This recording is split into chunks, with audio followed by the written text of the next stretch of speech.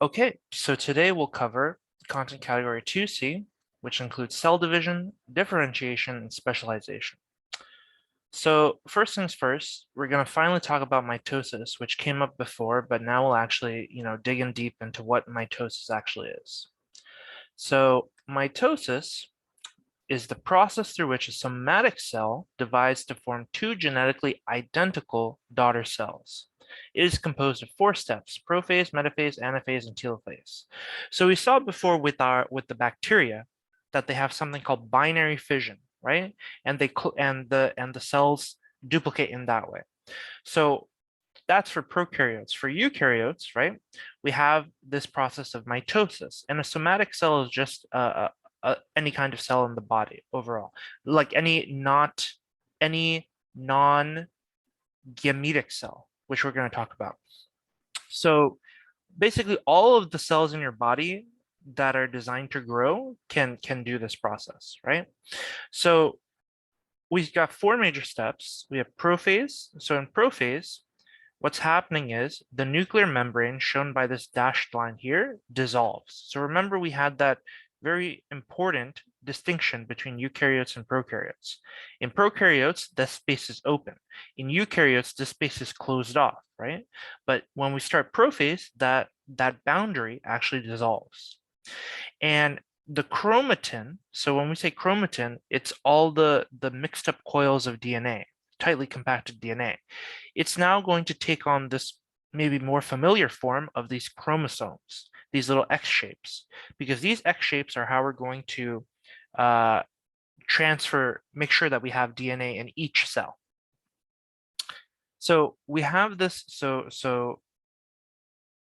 the spindle okay, so once we have, and then they're showing with little blue things here, the start of the spindle apparatus. So the spindle apparatus this is a very mechanical process.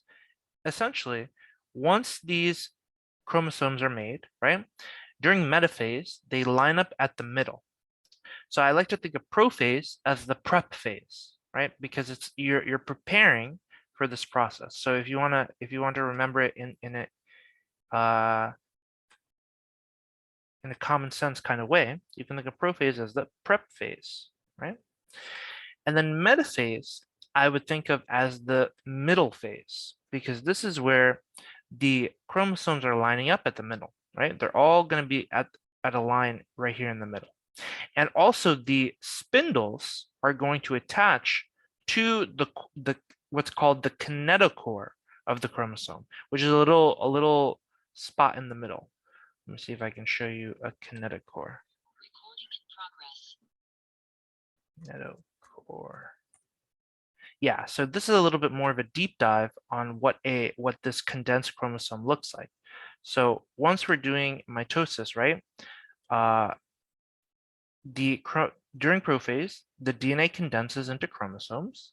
The nuclear envelope, the membrane around the nucleus, dissolves, and we build this what's called the mitotic spindle, right? So a spindle, I guess, you might have seen like above like a crib, like for a baby. There's like it looks like kind of like a chandelier. It's got like various toys on it. It looks like kind of, I don't know how to explain what a spindle looks like. Spindle. Spindle. Oh, this is not what I was thinking of at all. Isn't it like a baby spindle?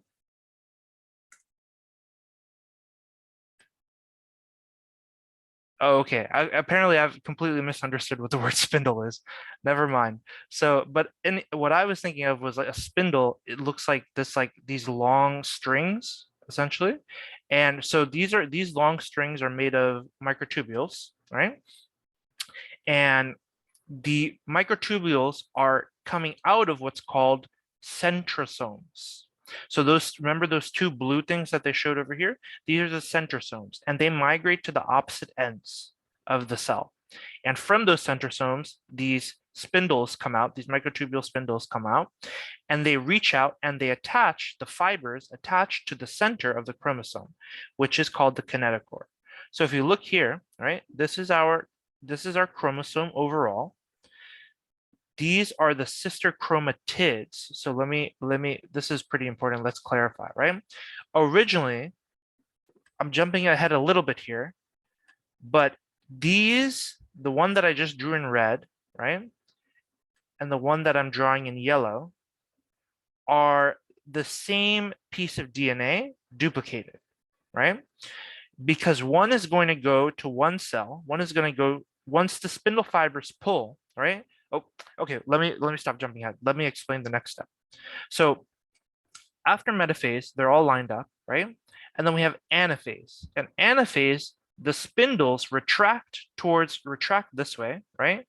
And retract this way towards the centrosomes, right? And what they're doing is they're pulling those pieces of DNA apart, right? So when you do that, so I like to think of anaphase as the away phase, because they're pulling them away from each other, right? So when that happens, and so now let's go back to what I was showing you. So here, right, we're zooming in, right? The left one is one copy of this DNA piece, and the right one is the other copy of this chromosome, actually. So here's an interesting thing that always trips me up. This whole X piece, right, is called a chromosome. But before it was so for example, let me actually really show you in detail. This as an X, right? As an X, you call this one chromosome, right? This is a chromosome. However, this is a duplicated chromosome. Before duplication, right, it would just look like this, and this is also called a chromosome. So this is a little bit tricky, right? This is a chromosome that is unduplicated. This is an unduplicated chromosome because we're missing the sister chromatid that could be here, right? After duplication, you get it's still called a chromosome, but now it has sister chromatids, right? They don't call a solo chromosome a chromatid. You don't use the word chromatid to describe a unduplicated chromosome. It's just a chromosome. And then once it's duplicated, it's still a chromosome. You still have one chromosome, but it has sister chromatids. Now, when you do anaphase and you split this into, when you split it apart, right? Only then is it that you have two chromosomes, because now you split it apart. So this is something that really took a lot of time for me to like pick up on. This is on the left, we have one chromosome, unduplicated. In the middle, we have one chromosome still, duplicated. On the right, we split it apart, and now we have two chromosomes. So that's just something to be aware of. So we were talking about this picture because we have this kinetochore in the middle, this protein complex, and the spindle fibers will attach there at the kinetochore, right? Why does that make sense? Because if like imagine if the spindle fibers were attaching up here or something instead, right? Then when they do this anaphase part, it might break the DNA apart, right? In a wrong way, right?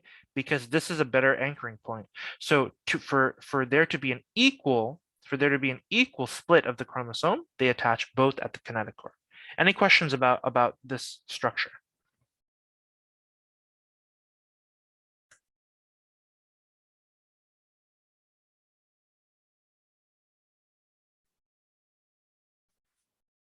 Okay, so so here we are. We just did our anaphase, right? We pulled the chromosomes away from each other, and now we have basically we did all the hard stuff. Now we just have telophase and cytokinesis. So telophase is just basically undoing everything that we did in prophase. We're rebuilding the nuclear membrane. We're uncondensing our chromosomes back into chromatin, and then cytokinesis is just that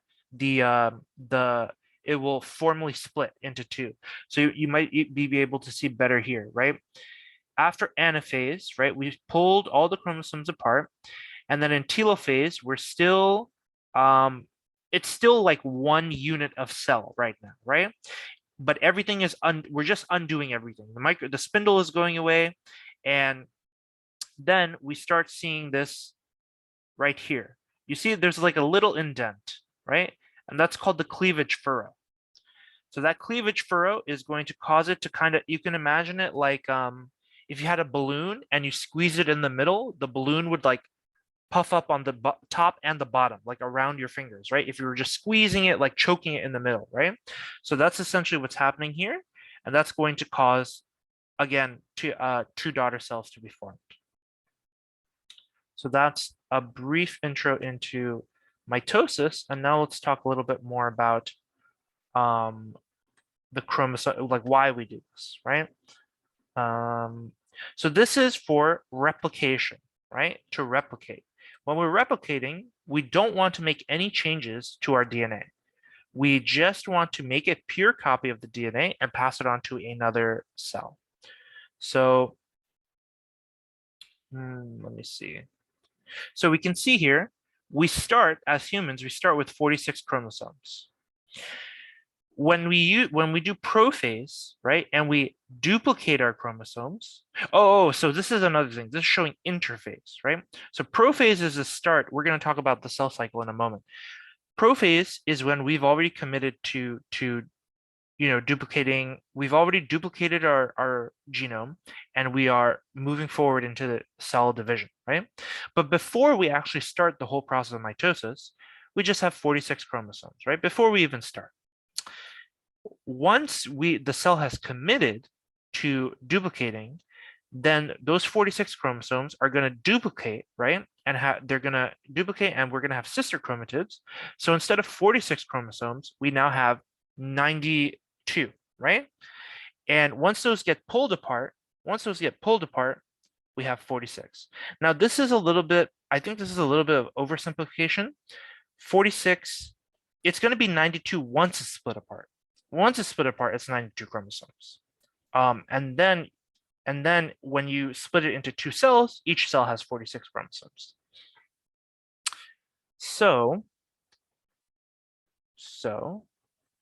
now let's see anything else. There's definitely more to talk about with mitosis. Right. But, so yeah, here's a little bit of a nicer picture. Sister chromatids.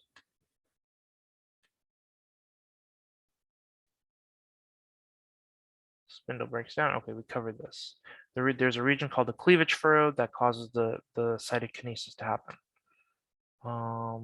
This I talked about. Okay, it's in structures, right? So we talked about spindle fibers, which are microtubules, right? Yeah, a little bit more. Okay, so the structures, so where those the tubules are coming from, right? Centrioles, there are centrioles that move to each end of the cell, right? And that's where the spindles come from. Then there are asters, right, that form around the centrioles. So let me see. Yeah, right here. So the centrioles are these little things over here, right? These two centrioles, I think the whole thing is called a centrosome, but they're made up of two centrioles. And then there are these little asters that are coming out and like anchoring the system, right? To allow for this process to happen. And the spindles are obviously the microtubules. The centromere, right? So the kinetochore is at the center, which is where also called the centromere, right?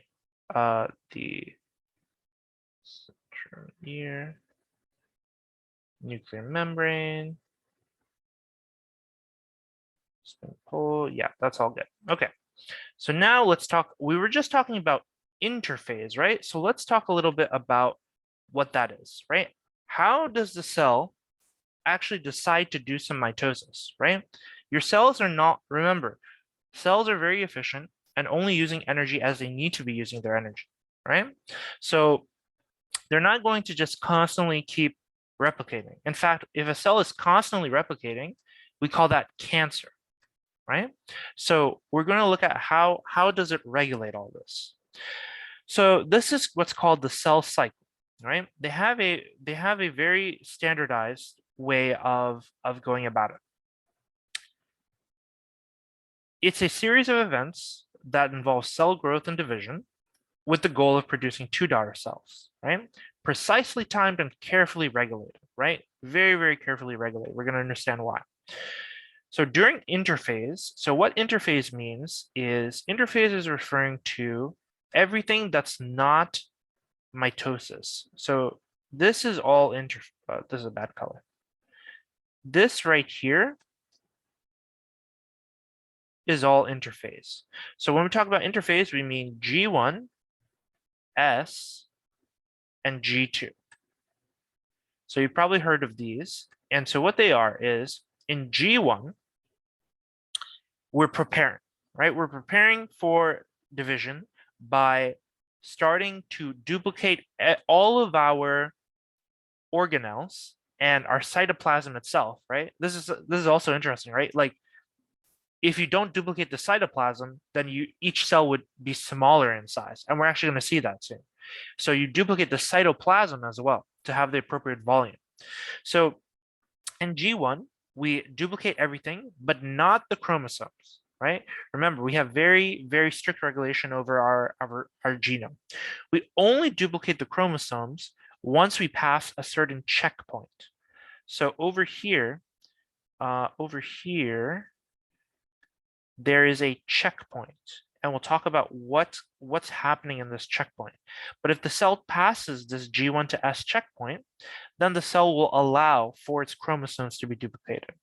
And once the chromosomes are duplicated, right, then we continue. Well, we're basically just checking for errors in our duplication process. Do we have enough endoplasmic reticulum? Do we have enough lysosomes? Do we have enough mitochondria? But whatever, right? Just double checking that we are actually truly ready to go. And then once we've double checked, there's another checkpoint here, right? Before we actually commit to mitosis. And then if everything is good, we'll start that mitotic process and we'll end up getting two cells from one. So you can kind of see, they also showed the chromosome states here, which is cool, that it's unduplicated here, and then it's duplicated after S, and then it's still duplicated after G2, right? And then once we split into mitosis, we have two cells with unduplicated chromosomes. Now over here, G0, right, is kind of apart from, so basically what's happening here, this like branch off point here, is that the cell is deciding whether it should duplicate or not, right? That's going to be based off of like cellular signals nearby or whatever, right? So for example, a cell could be in the process of dividing, but if the nearby cells, if there's a bunch of nearby cells, they actually send out signals saying, hey, there's not enough space here, basically. We're already all here, so let's stop dividing, right? So if the cell gets enough of those signals saying, hey, let's stop dividing, there's not enough space here, we don't need to make more cells, then it will basically kind of hibernate and go into G0. And G0 is don't grow, don't duplicate. So it's basically just leaving the cell cycle temporarily. And after it leaves the cell cycle, it can come back, right? It just depends about the signals that are in its environment at the time. But that's it's not forced to grow. Cells can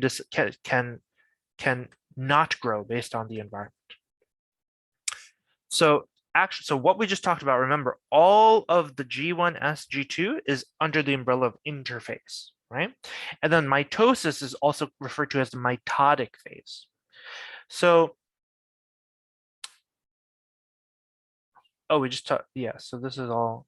So G0 phase is also called I'm not sure how to pronounce this, but I've seen this word, and it just means inactive. And the opposite of this is senescent. It might be quiescent and senescent. Yeah, so you see some cells enter G0 temporarily until an external signal triggers the onset of G1. No DNA replication or cell division there. These are the G phases are also called gap phases. Again, the easy way to remember is growth phases, right? But I think they're technically gap phases. We talked about, so M phase, mitotic phase. Okay, so those are the phases, right? And something else, so we need to talk about those checkpoints and so this is it. So let's talk about that. So, oh no, this is just G0. I told you about this. Yeah, contact inhibition, crowding, right? If there's too many cells nearby, if there's mutations, if there's not enough resources, the cells can signal each other like, let's not keep dividing. Oh, interestingly, right? Mature cardiac muscle and nerve cells don't divide and duplicate. They are non-actively divided. So that's just a fun fact. Now, control of the cell cycle is really important and really interesting. Um, it may Don't get bogged down by the terminology here. The actual concept is really, really simple. It's just that because of the words that they use, it's kind of like crazy sounding. Okay, let me see if let me describe this very simply first before we use the scientific wording, right? Essentially, right, the cell has these proteins that can trigger us to go past the checkpoint, right? But they don't work when we're not doing growth. So what's happening when we do growth, right? When we do cell growth, what are we actually growing? We're growing organelles, we're growing cytoplasm, and we're also growing proteins. We're duplicating a bunch of proteins. So there's one particular protein that is growing up here, is just growing, growing, growing. And when there's enough of it, that's the go signal. When there's enough of this protein, it's a go. And that passes the checkpoint. And it's the same thing here at the G2 checkpoint, right? Or the M checkpoint, right? Once we have enough of that particular protein, right? It's a go. We can move forward. So how does that actually work, right? How come, the existence of a protein allows us to continue with the cell cycle? So the protein is called cyclin, right? And it's kind of appropriately named because it handles the cycle, right? So there's a cyclin, and then there's another protein called a cyclin-dependent kinase. So remember, what is a kinase? A kinase is an enzyme that phosphorylates things, right? So cyclin-dependent kinases. So one interesting thing to note is that cyclin-dependent kinases are always there, right? So I'm going to draw the cyclin-dependent kinases in blue, right?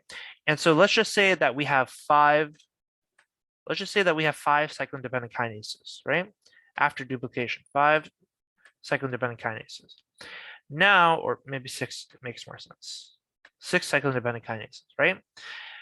And in red, I'll draw the cyclins. So when we start this, right, maybe we have 1 cyclin. Then we grow more cyclins, 2 cyclins, 3 cyclins, 4 cyclins, 5 cyclins. As the population of cyclin proteins grow, they bind to the cyclin-dependent kinases. If there is no cyclin there, those cyclin-dependent, right? It's in the name. I depend on cyclin to do my function. These kinases are not active unless cyclin is present. So when cyclin is produced, right, that's going to activate those cyclin-dependent kinases, also called CDKs. So once the CDKs are active, they can phosphorylate transcription factors, which are the go signal. Let's go ahead and go to the next phase. So this is essentially how we monitor for the checkpoint. Only when there's enough cyclin can we go past to the next checkpoint. So this prevents us from going early before we're ready, right? So then negative regulator molecules. Oh, yeah. So that's one end, right? That's one mechanism of regulation. There's also negative regulator molecules, which is basically like, you can think of it as a bouncer, like a security guard, right? They are not going to allow the cell to move forward if there's any damage to the DNA. This is really, really important. If there's damage to the DNA, then it's screwed up, right? We need to stop we need to pause, we need to fix our DNA damage, and then we'll check and make sure if everything is okay and we'll move on. If everything is not okay, right, we will abort. We will straight up, the p53 will trigger apoptosis to prevent duplication. So this is really like significant. The cell, it cares so much about the DNA that if its DNA is messed up, it will trigger apoptosis and kill itself. So it's the integrity of the DNA is incredibly important. So, and you can see that it's linked back to the CDK and cycling, right? Because the p53 is monitoring, right? And the p53 creates this p21, and the p21 prevents the cell cycle by binding and inhibiting the cyclin complex, right? So it's all related. But the main point is the CDK and the cyclin complex is what's governing these checkpoints and allowing us to go through or not go through. Now, I already mentioned cancer a little bit and with p53, right? So ultimately, cancer, right, is when, so, you see, remember I talked about how cells can communicate with each other and tell each other like, oh, this space is too crowded, right? Let's not keep growing. The reason you get lumps or masses when you have cancer is because those cells are ignoring those signals, right? They're ignoring the signals telling them there's too much space here, let's not keep growing. And they're saying, I'm going to keep growing, right? And so you get a physical lump because they're growing where there is not enough space for them to grow. So the common mechanism behind all cancers is uncontrolled cell growth. And this starts with mutations, right? This starts with mutations. So let me show you a picture that will make this more visual. Oncogene. So we mentioned p53, right? p53. So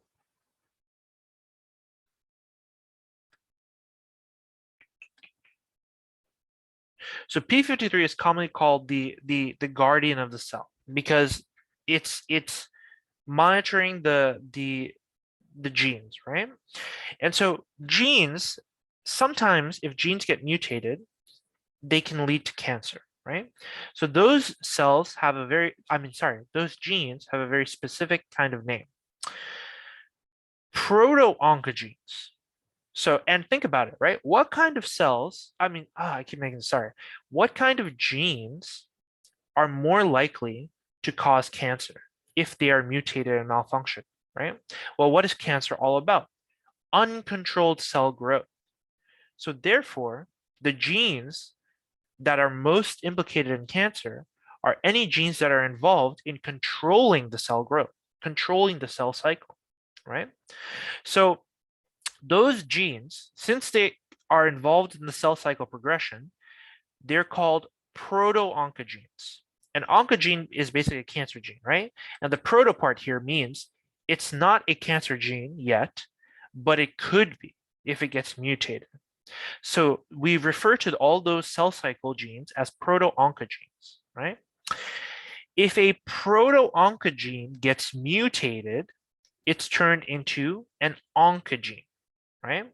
And this, unfortunately, it only takes one allele to get mutated, right? Because that's already enough to screw up the cell cycle.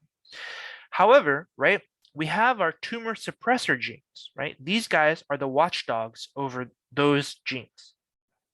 So they make sure that the cell cycle is actually running according to plan, right? So that's your p53, right? However, that p53, unfortunately, itself can get mutated, right? So if it gets mutated as well, now the interesting thing is if only one copy gets mutated, there's another functioning copy, right? So it's okay, right? It can still watch over the proto-oncogenes. But if both of those copies get messed up, it's over, right? Because now we don't have any capability to address the oncogene, to address the mutation, right? So, and that's what leads to cancer. That's uncontrolled cell growth. So this is how the cell cycle ties into cancer, and rather the deregulation of the cell cycle leads to cancer.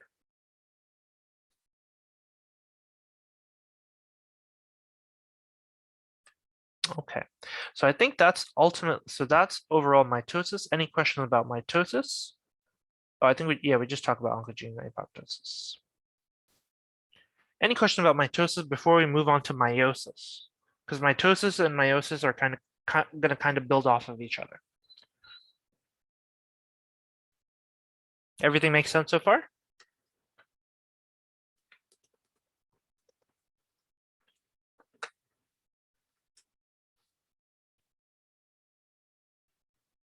Okay, cool. So now let's move on to meiosis. Up and up and up, is the cell cycle, control the cell cycle. Okay, so we're done with this. Oh, we'll come back to this. Okay, meiosis. So we talked about before that every somatic cell in your body is doing mitosis. What is meiosis? Meiosis is very specifically how we produce sperm and eggs. It's how we produce gametes. So it's not for any cell in your body, it's only for producing gametes. And what they're going to do is create the point of creating gametes, right? In mitosis, we started with 46 chromosomes, we duplicated to 96 chromosomes, and then we ended again with 46 chromosomes, right? That's what we wanted. In gametes, we don't want 46 chromosomes. We only want half of that because remember, you get half of your genetic information from your father and half from your mother. So a gamete should not have the full amount of DNA. It should only have half the DNA. So we can kind of describe this process through something called ploidy. Ploidy. So ploidy is basically how we're tracking sets of chromosomes. So let me see here. Ploidy. So the number of complete sets of chromosomes in a cell is called the ploidy of a cell. And so this cell, for example, has 3 chromosomes. Let's say that this is its complete set of chromosome, right? Maybe this is like a fly or something. This thing, or actually, I don't even know how many chromosomes a fly has. Well, maybe it's a worm or something, right?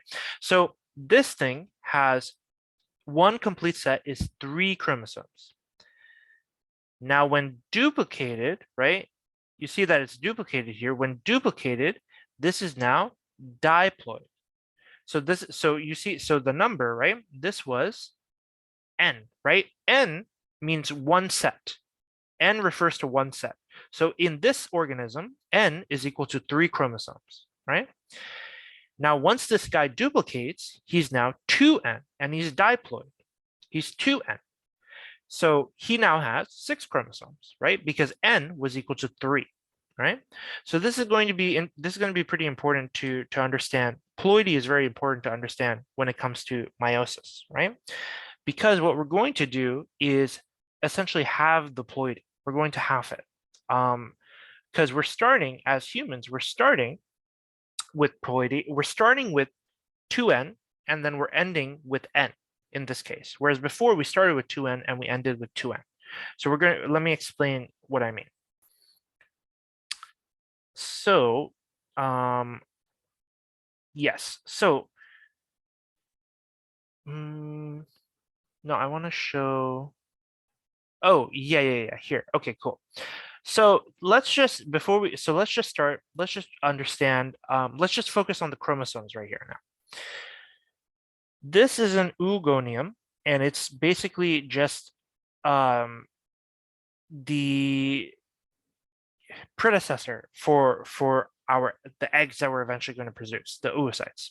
So these guys are just doing mitosis. So prior to birth, right? these are just duplicating, right? And now we have a bunch of oogonium, and those transition into what we call primary oocytes. So in the oogonium, this is diploid, it's 2N, right? With 46 chromosomes and 46 chromatids. Now here's where it gets tricky, and this is why I made a big deal about drawing the chromosomes. Remember, this is one unduplicated chromosome. This is a duplicated chromosome, but it's still one chromosome. Okay, so this is a little bit annoying, right? This on the left, you can say is one chromosome. Whoops. You can say it's one chromosome. Actually, these are all just looking like lines. Let me write it. On the left here in the red, we have one chromosome. And you can call it one chromatid. That's not really appropriate, but just for us to understand, you can call it you can think of it as a chromatid. But normally chromatids are when, when they're sisters, right? So, whoa, I've never done this before. This is weird.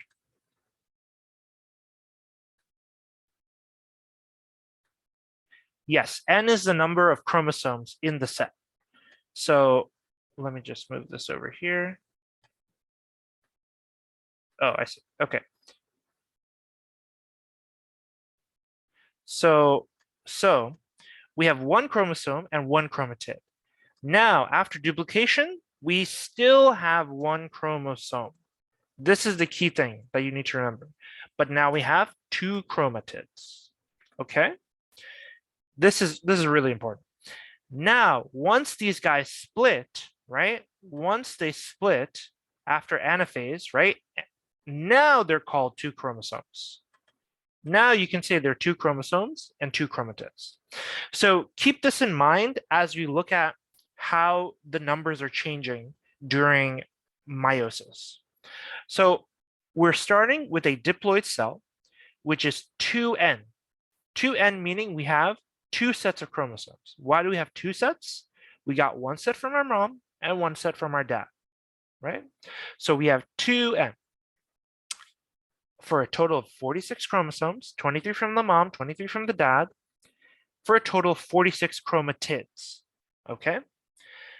Now, we're going to duplicate. When we duplicate, we still have 46 chromosomes, and we still have 2N. We are still two sets of chromosomes, but we have double the amount of genetic material, and we have double the amount of chromatids, okay? Very important, really, really important. Now, so in females, right? This is where the primary oocytes are just stuck. So a female is born with all the eggs that they will ever have in their lifetime, and they are just stuck at all the eggs are just all the oocytes are just arrested here at the meiosis 1 phase. And once we hit puberty, right, that's when once a month the cycle will start occurring. So this egg, primary oocyte, right, will now begin to do meiosis, right?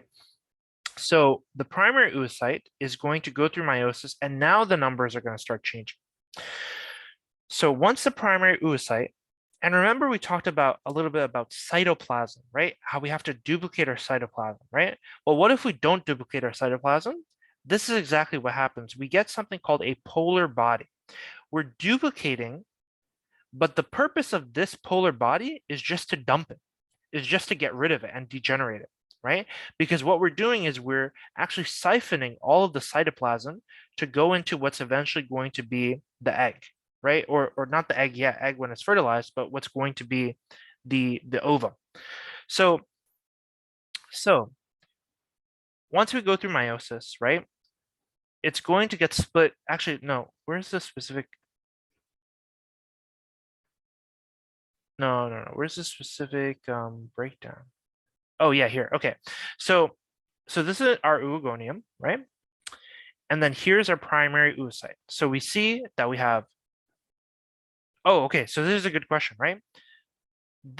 what kind of cell is this in terms of ploidy, right? What is the ploidy of this cell? How can we tell, right? Well, I see that there's 1, 2, there's 1, right? Each X is a chromosome. So there's 1, 2, 3, 4. There's 4 chromosomes here, right? So that's one thing. We know there's 4 chromosomes here. But then to find the ploidy, right? The question is how many sets of chromosomes are there, right? Well, there's 1 set here, and there's 1 set here. So there's 2 sets, right? That means that this is a 2n. But the question is, right? Our cells have like 46 chromosomes, right? And this cell only has 4 chromosomes. How are they both 2n, right?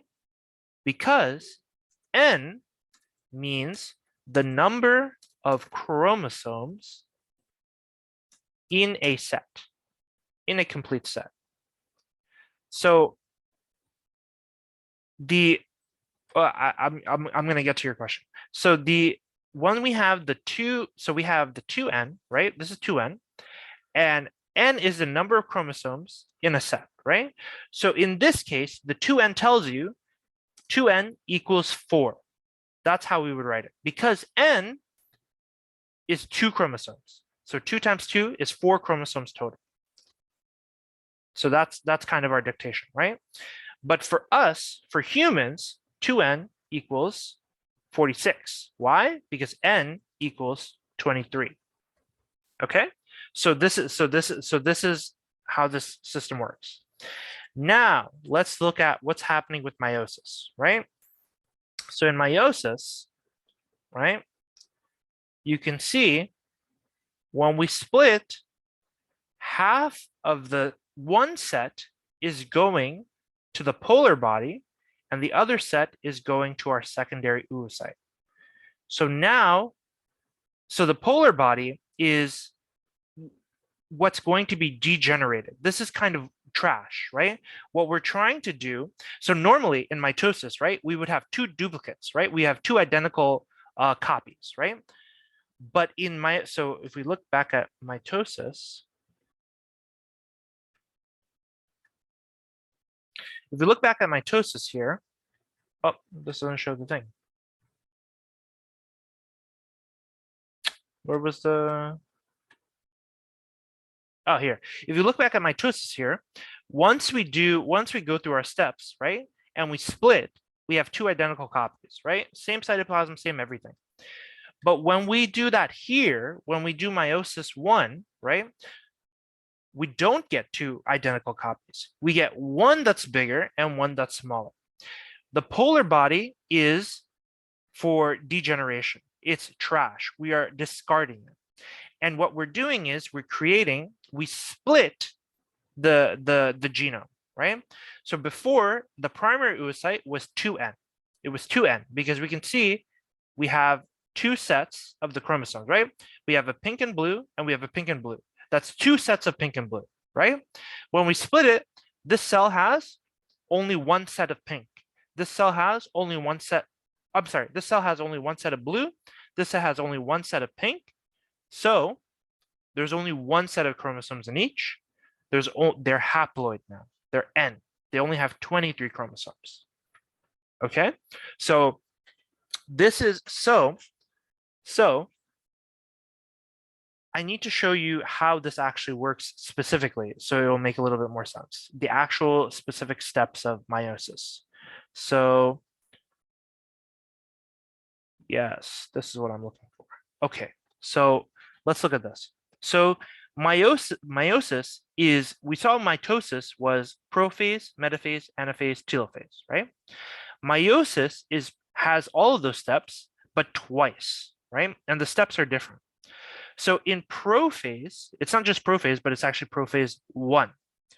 Prophase 1 is basically the exact same thing as normal prophase. We duplicate our chromosomes, right? Metaphase 1. Now here's a really, really huge difference. A really, really huge difference, right? And we can look at, I'm sorry, the picture is a little bit small, but hopefully you can see on the left side, can you see, let me Let me see if I can make this picture bigger somehow, because this is really a great picture. Da, da, da, da. Oh, I can. Oh, perfect. Oh, yes, yes, yes. Can you guys see the picture that I just showed? Sometimes this doesn't work when I'm screen sharing.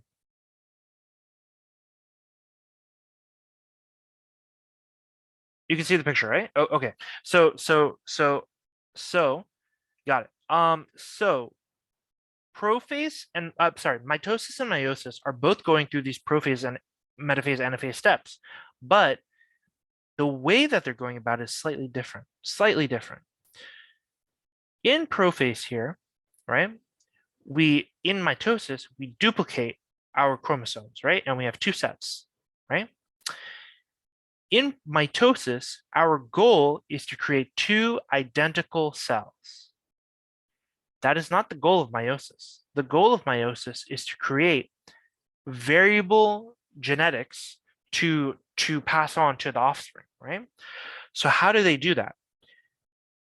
In prophase 1, there's something called crossing over. So actually, I was incorrect. It's not exactly the same. There's one small difference.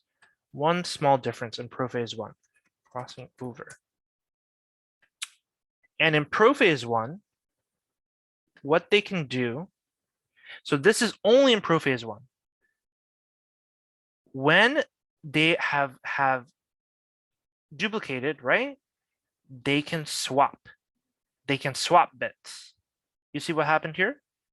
Why they want to do this is to increase genetic diversity that can go to the kids, right?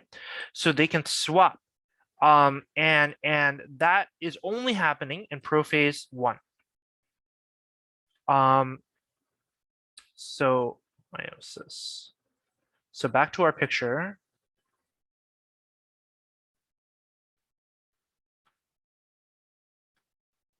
Wait, no, this isn't what I want. Oh, I see what happened.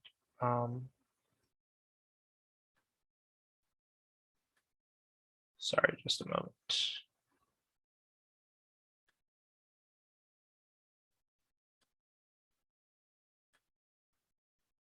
Okay, so the difference here is that in prophase 1 of meiosis, we can form this thing. It's called a tetrad because it's four chromatids together, and they can have the synapsis of homologous chromosomes, and they can swap little bits, right?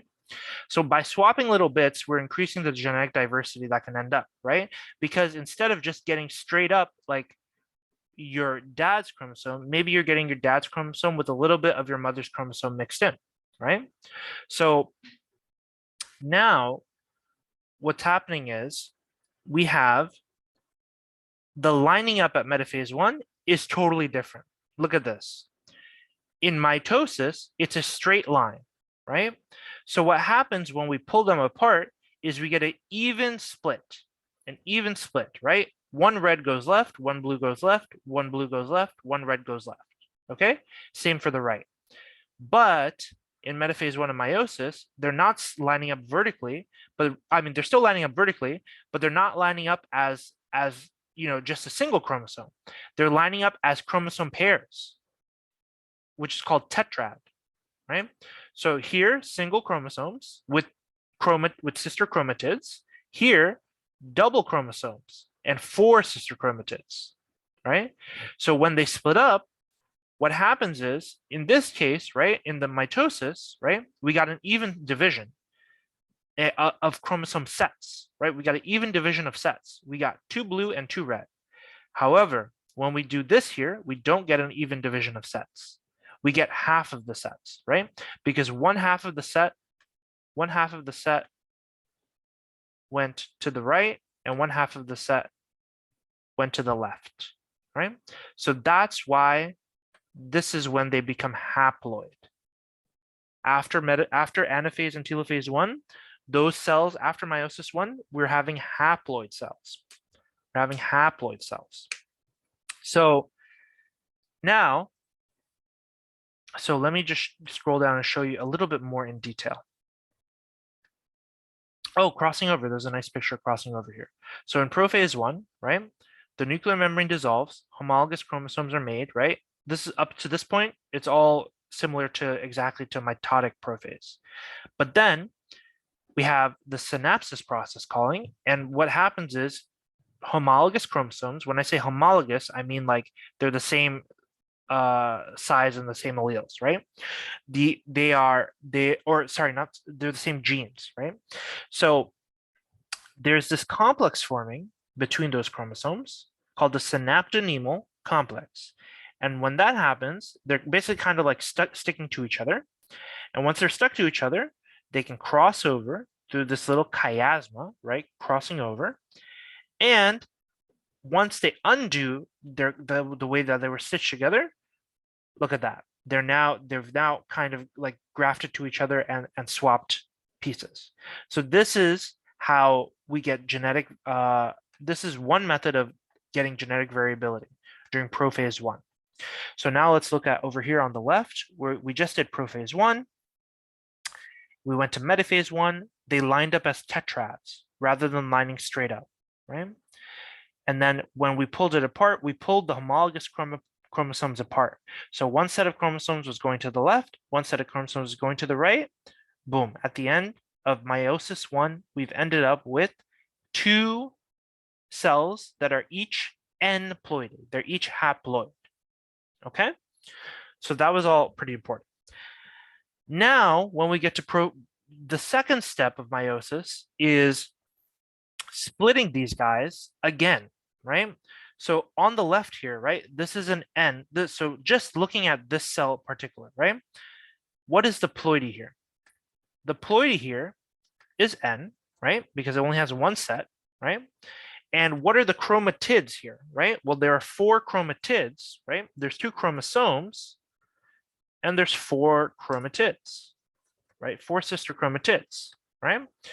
So what we're going to do is very, very similar to regular mitosis is they line up vertically, right?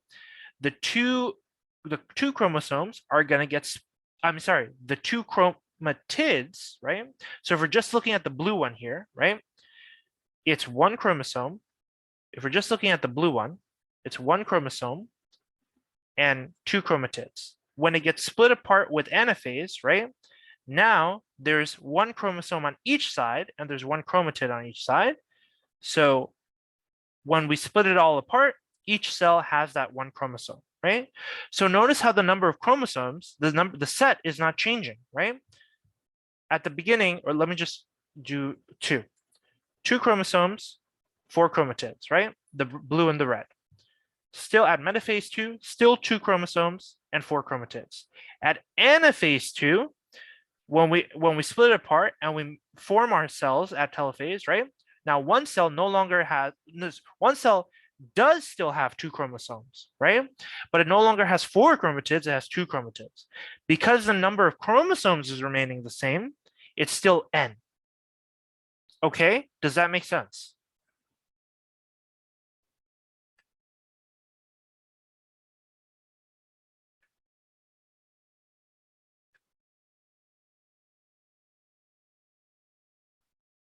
Okay, cool.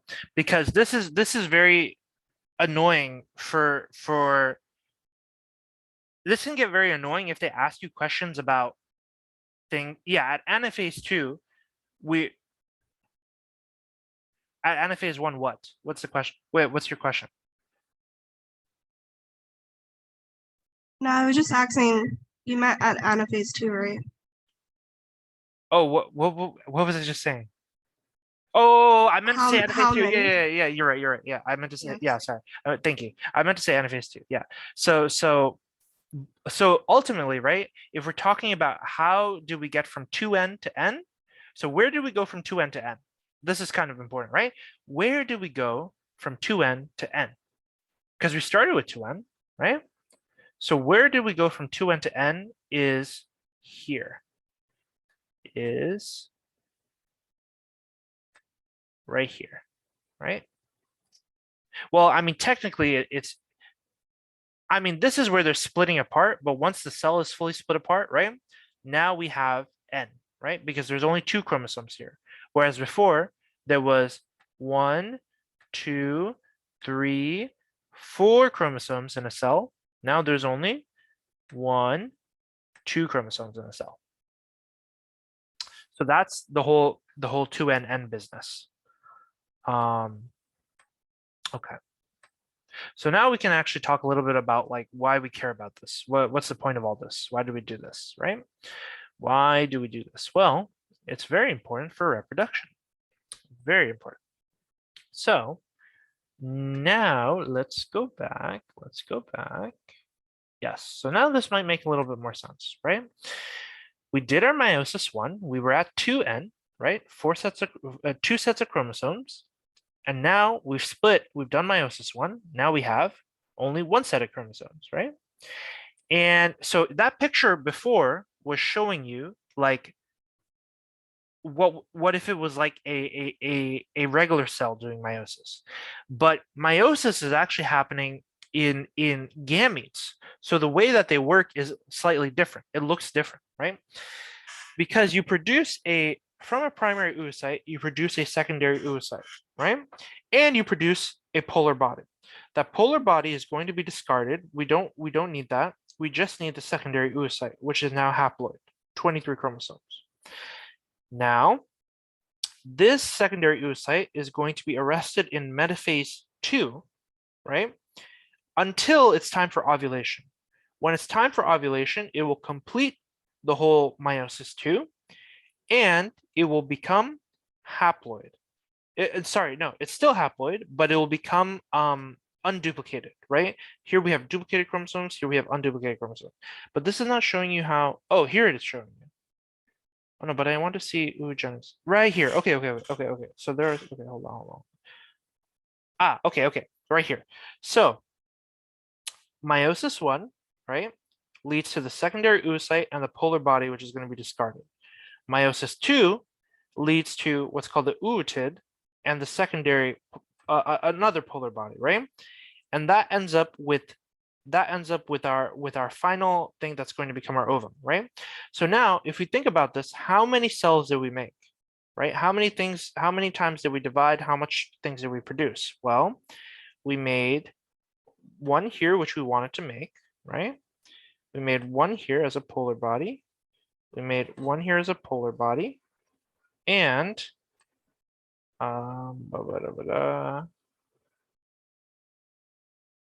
yeah, that's right, because we split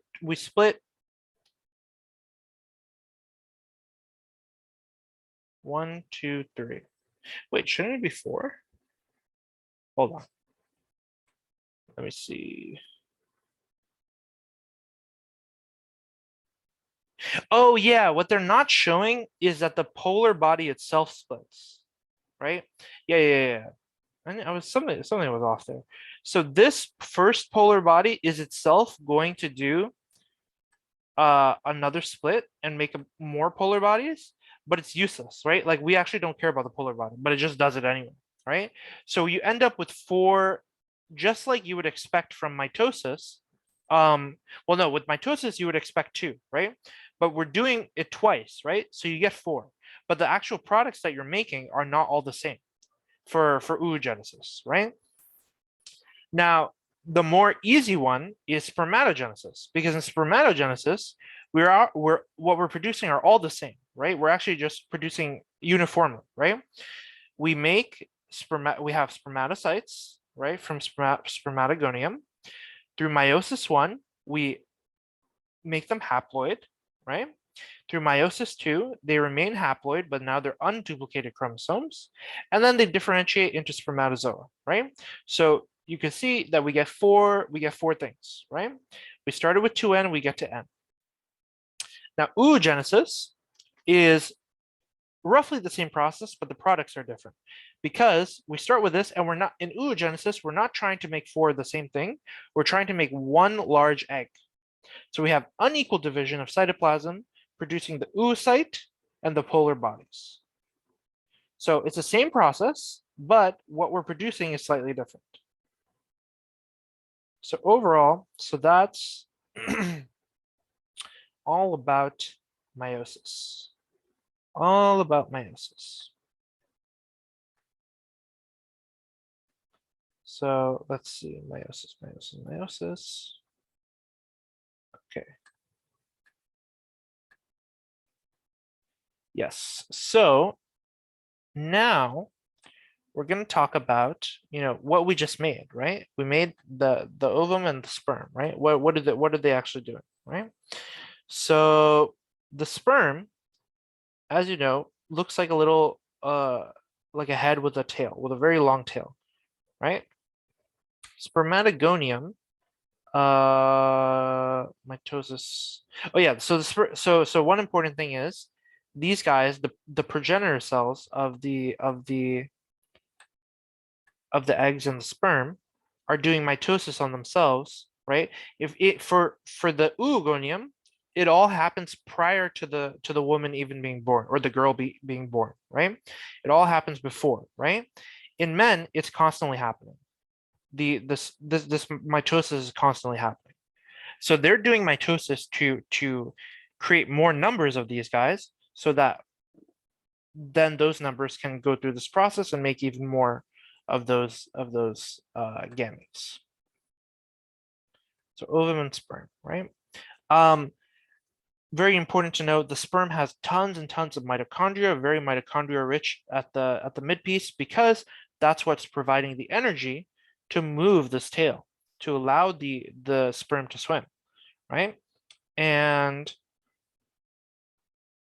oh, this is all okay. This is gonna okay. I think we're gonna get into this. This is all hormone stuff and endocrine stuff. Oocyte development. Yeah, okay. Let me think about what's the best way to start talking about this. The reproductive system. Do we want to start from there? Or do we want to start from here? I feel like it makes more sense to start from here. So, we have the egg, right? We have an egg, and the egg leaves the ovary, right? And so here's the ovary, and one egg will leave the ovary and go to the fallopian tube, right? Then, if there's a sperm available, right, a sperm will will puncture and enter the egg and unite with the nucleus. Once it does this, there's a whole reaction that prevents more sperm from getting in, because we don't want more than 46 chromosomes, right? So let me see. I think it's called the acrosomal. No, I don't have it. Sperm.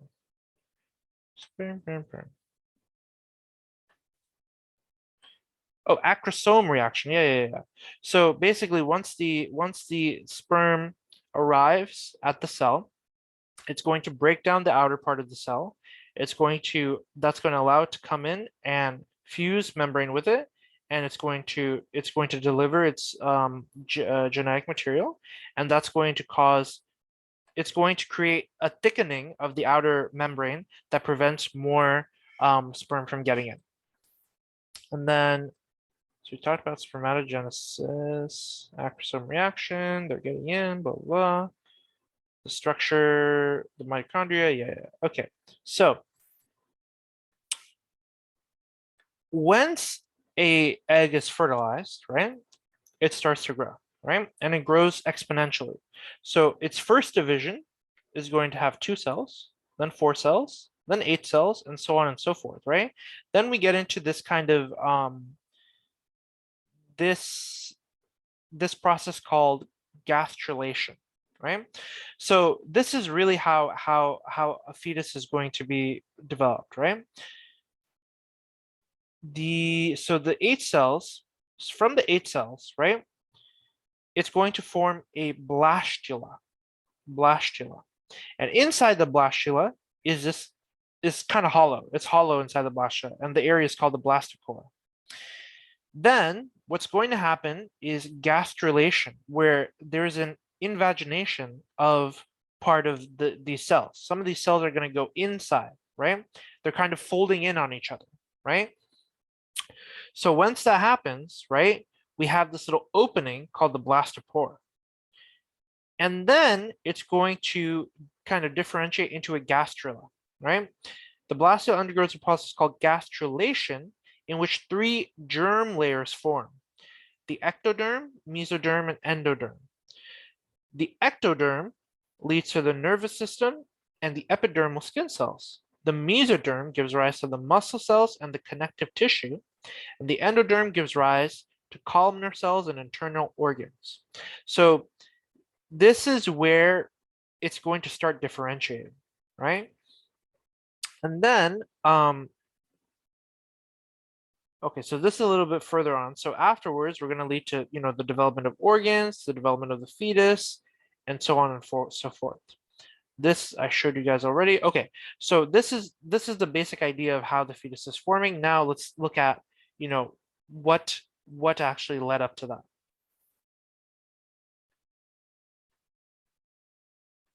So we have our sperm, right? Our sperm is going in, and it's let's see.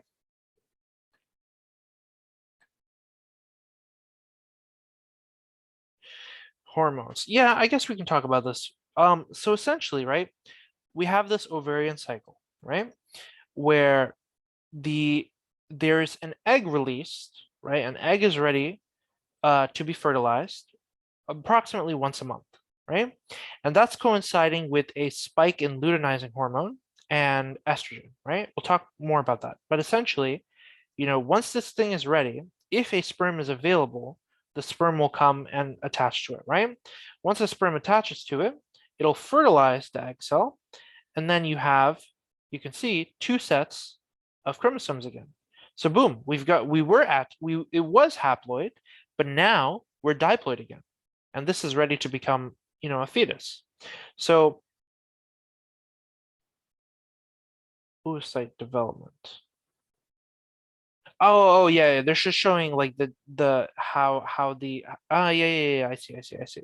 So essentially, right, we have this oocyte, right? It's still in prophase 1, dormant, right? Why is it dormant? Because remember, everything is arrested before puberty, right? So this is stuck before puberty, right? After puberty, right, they turn into granulosa cells, right? And then you can see it becomes a matured ovulating follicle, right? Because it has a lot of fluid available to it and resources available to it. And this thing, once there's the spike in luteinizing hormone, a sperm can come and fertilize it. So we can see oocytes.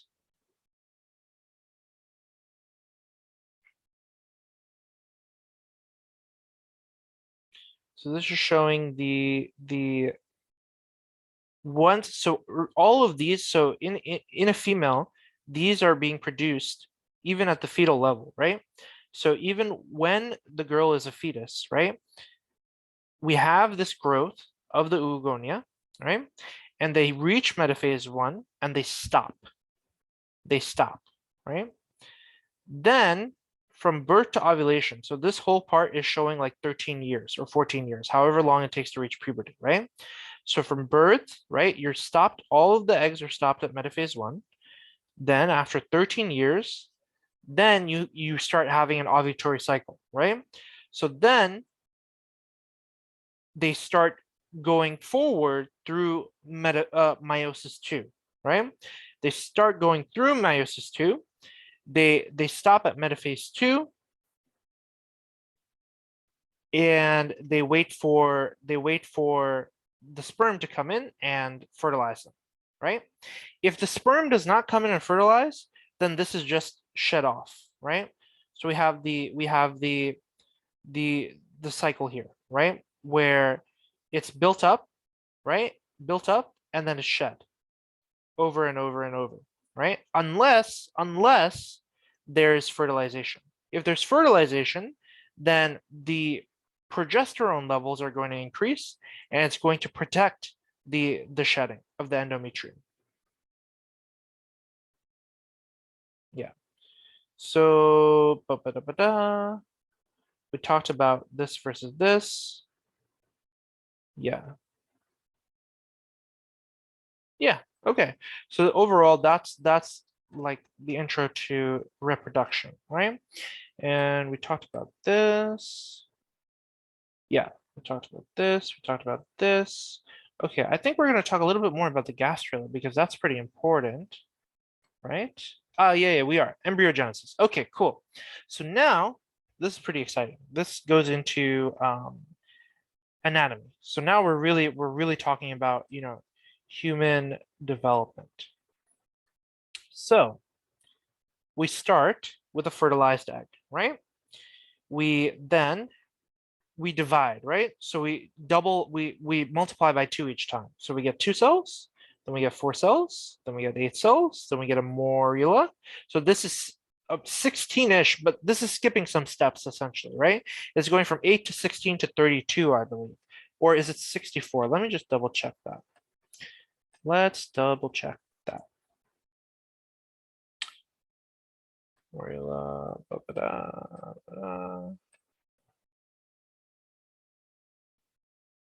morula. I think it's just an unspecified amount of formation into a morula. And then the morula is, oh, no, yeah, it's 16. It's 16. Yeah, solid ball of 16 undifferentiated cells, right? Okay, so we got the morula, we got a little ball, right? But then it's going to spread out so it's hollow inside, and that's called a blastula, right? And then a part of it is going to fold in on the inside. That's an early gastrula. And here we have a mature gastrula. Why is it mature? Because each region of cells knows exactly what it's going to lead into. We have the ectoderm on the outside, the endoderm on the inner, the ectoderm on the outer surface, the endoderm on the inner surface, and the mesoderm on the inside, right? So we can see, right, that's how it's kind of traveling in. And then once it becomes fertilized enough, it will attach into the endometrium, right? Blastule formation. The cells divide without an increase in mass. The one large single cell zygotes divide into multiple smaller cells. So it's all saying roughly the same. Then, so the gastrulation leads to the germ cells, right? And then we have neurulation. Neurulation is essentially how we're forming the protospinal cord. So if we look here, there's several things happening here, right? But you need to focus on the notochord here and the neural tube. When the notochord is essentially going to pull down, and by pulling down, it's causing these parts to come together. The neural crest cells will meet up, and now we have this neural tube. And that neural tube is, you guessed it, this neural tube is the start of our spinal cord, and these crest cells are the start of like all of our nerves, right? The peripheral nervous system. So that's the beginning of that. And where's yeah. So 6 days after fertilization, the blastocyst will burrow into the endometrium, and it will start, being growing essentially. Gastrulation. So let's talk a little bit more about gastrulation.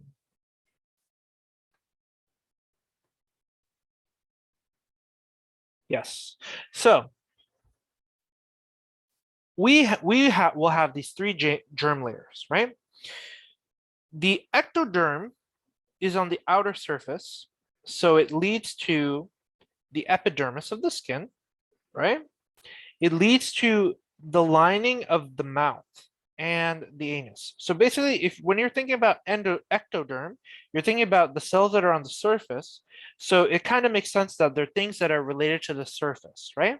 So it's giving us the epidermis, it's giving us the lining of our mouth and our anus, it's giving the cornea and the lens of the eye, but it's also giving the nervous system, right? Because the nervous system is very, in tune with like, touch and feel and whatnot. Overall, things that are kind of on the outside are governed, are arising from the ectoderm. Now the mesoderm is giving rise to the notochord, which will become which will lead up to which is involved in neurulation, right? It's involved in the skeletal system, some of the muscle layers, right?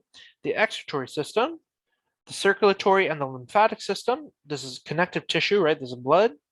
The reproductive system, but not the germ cells. The dermis of the skin, right? The lining of the body cavity inside, and the adrenal cortex, right? So these are things that are kind of more on the inside of our body, right? There's also like the mnemonic, like the mesoderm is like your means of moving around. So moving around your blood, moving around your body with your skeleton and your muscles, right? The mesoderm. Then the endoderm is, as it sounds like, the stuff that's all the way on the inside, right? So your digestion, your respiratory, your urinary system, your liver, those are the things that arise from the endoderm. So so now we're into the anatomy, right? So this is, at this point, we're looking at real anatomy. And so hopefully we're gonna, we're gonna talk with cell specialization, right? Okay. So here's just another picture of how the neurulation works, right? The notochord pulls down a little bit, right?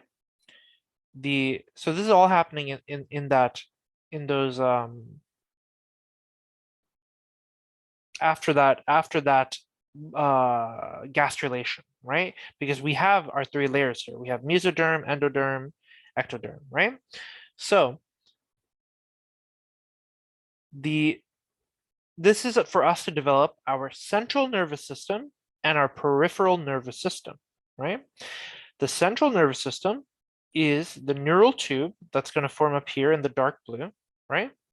And the peripheral nervous system is going to form from those neural crest cells, right? So,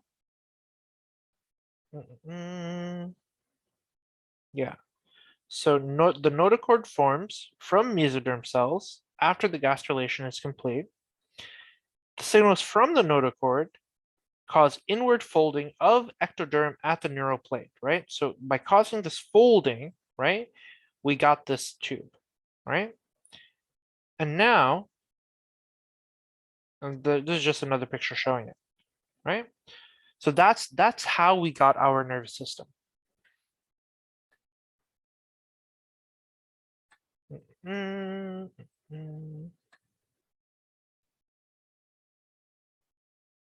Oh, this is talking about epigenetics. I see.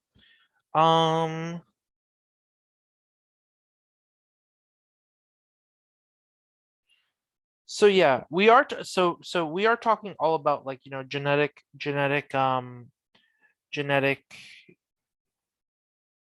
how the genes are working and stuff, but oh, here's another really nice picture about the neural tube, right? Oh, this labels everything. This is pretty nice. So we have our mesoderm, we have our endoderm, and we have our ectoderm, right? The notochord is going to pull down, and we make this groove and this fold, and then those orange parts are going to meet up, right? And then we have our neural tube right there, right? Pretty good. And then we have our neural crest cells that are going to form our nerves.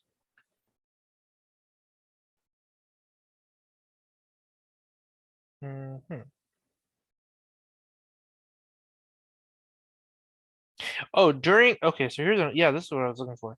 So when the morula forms, right, it's going to hollow out and it's going to become a blastocyst, right? Or a blastula, right? That blastocyst is before, see, here's the blastocyst, and that's going to lead into the gastrula. But that blastocyst has an inner cell mass, and that inner cell mass is what's causing the gastrula to form.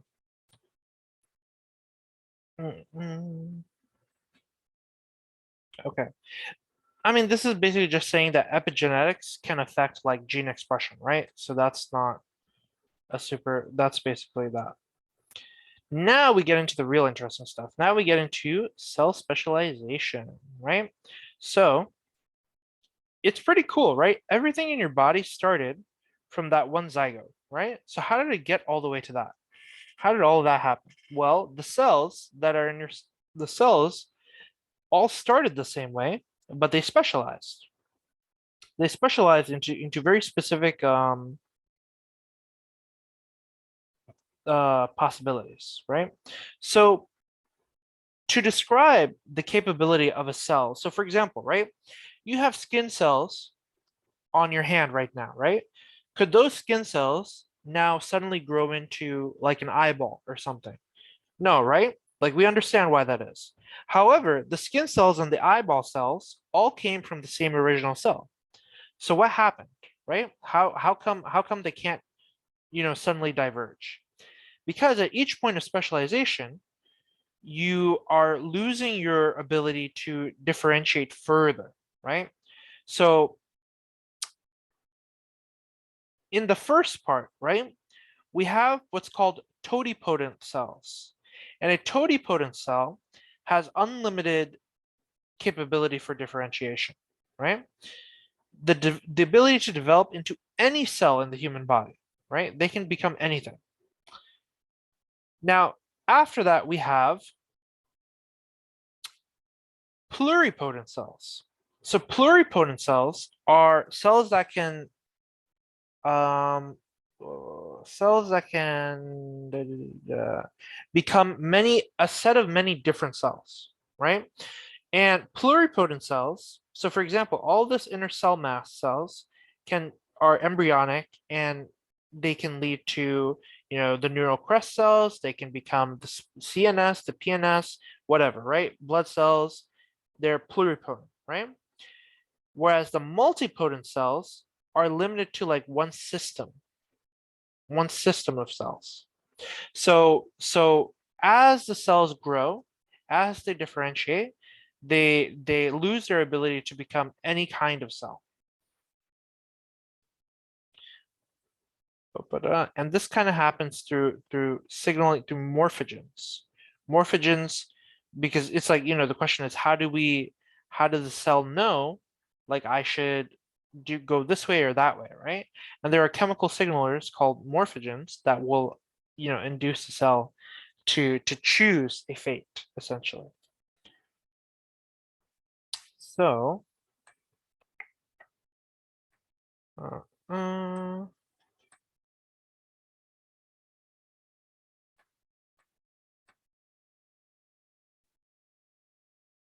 oh, signaling.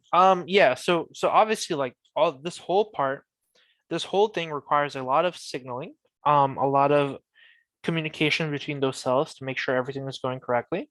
So I think we've talked about this before, 4 types of signaling, right? Paracrine, endocrine, autocrine, and direct signaling. So for example, paracrine, it's basically just referring to how are they signaling, right? Autocrine, auto meaning self, right?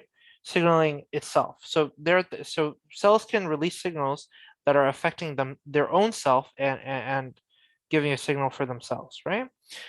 Paracrine is going to work on nearby cells, right? Just in the local area. Juxtacrine, juxtaposed means like when two things are next to each other. So juxtacrine means I'm affecting, the cells that are right next to it. And endocrine is putting that signal into the bloodstream so they can affect organs, and cells all over the body, not just in the nearby environment. So signaling mechanisms, right? And so cell migration, we already saw with the neural crest cells, right? Because they start at the neural fold, and then they migrate throughout to form all of our nerves and whatnot, right? And cell migration is really important because, you know, all those cells need to go where they're supposed to be, right? And they can usually use flagella and cilia to make that happen. Now here we were talking about potency, right? So potency of a cell determines how many different types of cells the stem cell can become, right? So when we talked about totipotent, pluripotent, multipotent, these are all still stem cells. That's an important nuance, right? All of them are still stem cells. A stem cell just means that it gives rise to like a finalized cell, right? So they're all stem cells, but their capability is different, right? So a totipotent stem cell means that it has total potency, right?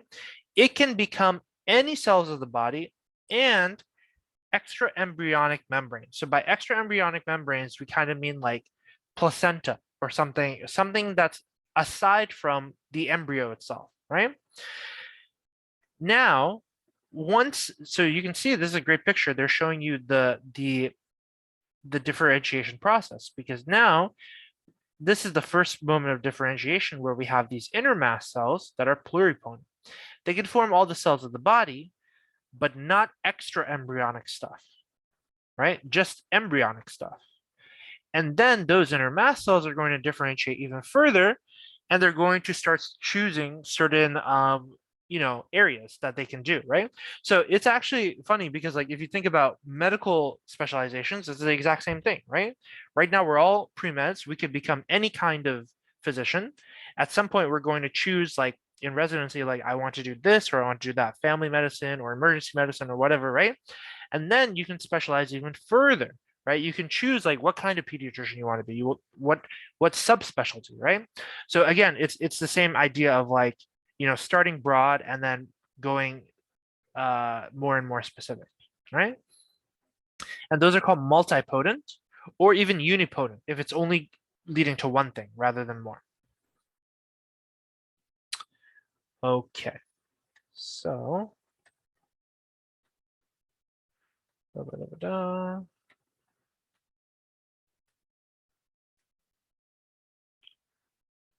so gene regulation, right? So gene regulation obviously is incredibly important. Again, the whole thing during this whole time, right? We're desperately trying to maintain the integrity of all of our DNA, right?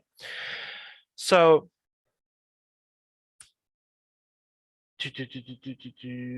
in prokaryotic cells, gene expression is mostly transcriptional, right? In eukaryotic cells, there's tons and tons of different ways that we can regulate what gets transcribed and what gets expressed, right? The DNA can be loosened or coiled up, right? So epigenetic factors, right, can affect what's going to be open and what's going to be closed. And if it's open, then it gets translated, right? Whether it gets transcribed or not transcribed, that's the transcriptional level of gene regulation.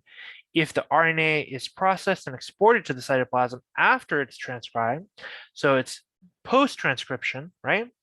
Then is the RNA translated into protein? That's translational level. After the protein is made, like, is that protein going to be delivered to where it needs to be? Is it going to be activated or inactivated post-translation? So again, just like we saw with the cell cycle and checkpoints, there's checkpoints for gene expression, right? Making sure that it's being done according to the needs. Now, during development, right, there is going to be cell death, right? And it's very, very critical actually for development.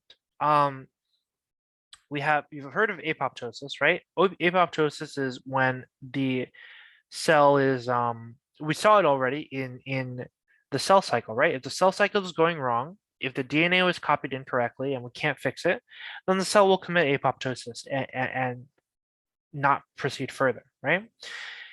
In development, we also use apoptosis kind of for shaping. So for example, you may have heard or seen of people with webbed feet or webbed fingers, right?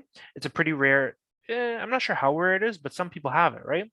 And it's because they didn't have this step, because in development, right, those webbing cells, right, are supposed to be apoptosed and destroyed, right?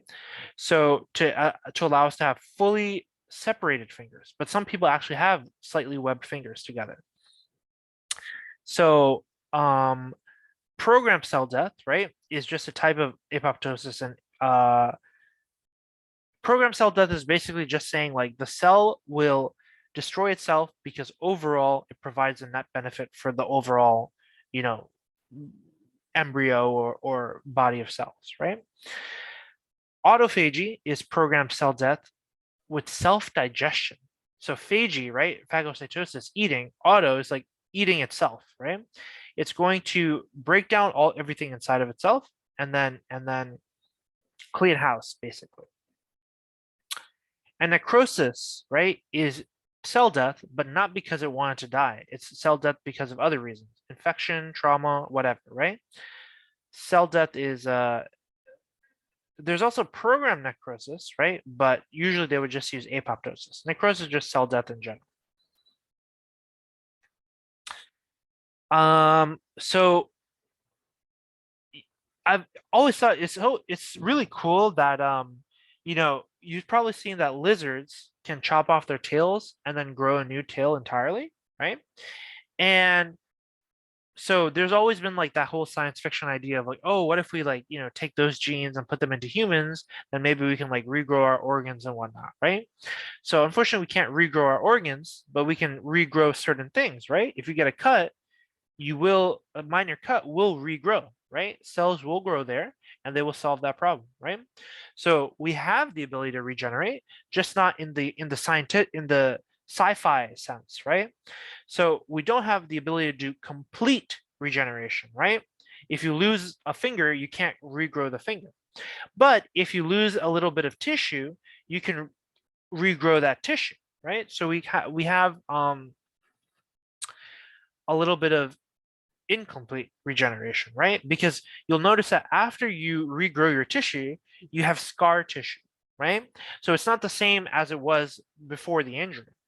So that gives us regenerative capabilities. So here's interesting. Liver tissue has high regenerative capacity, right? Why would liver tissue have high regenerative capacity, right? Because that's where we're detoxing drugs. That's where alcohol is going, right? The liver is getting beat up all the time, right? Processing and, you know, working on, what's the word? Not mobilizing. Yeah, processing. Yeah, just processing those toxins and whatnot, right? So they have high regenerative capacity, right? In contrast to the heart, which doesn't really have regenerative capacity at all. So different parts of our body have different capabilities, and it's just interesting to think about like what if all of our cells could have that regenerative capability, right? Aha, now aging. So aging is really so now we're coming to, you know, we've walked through the whole developmental cycle. Let's talk about telomeres.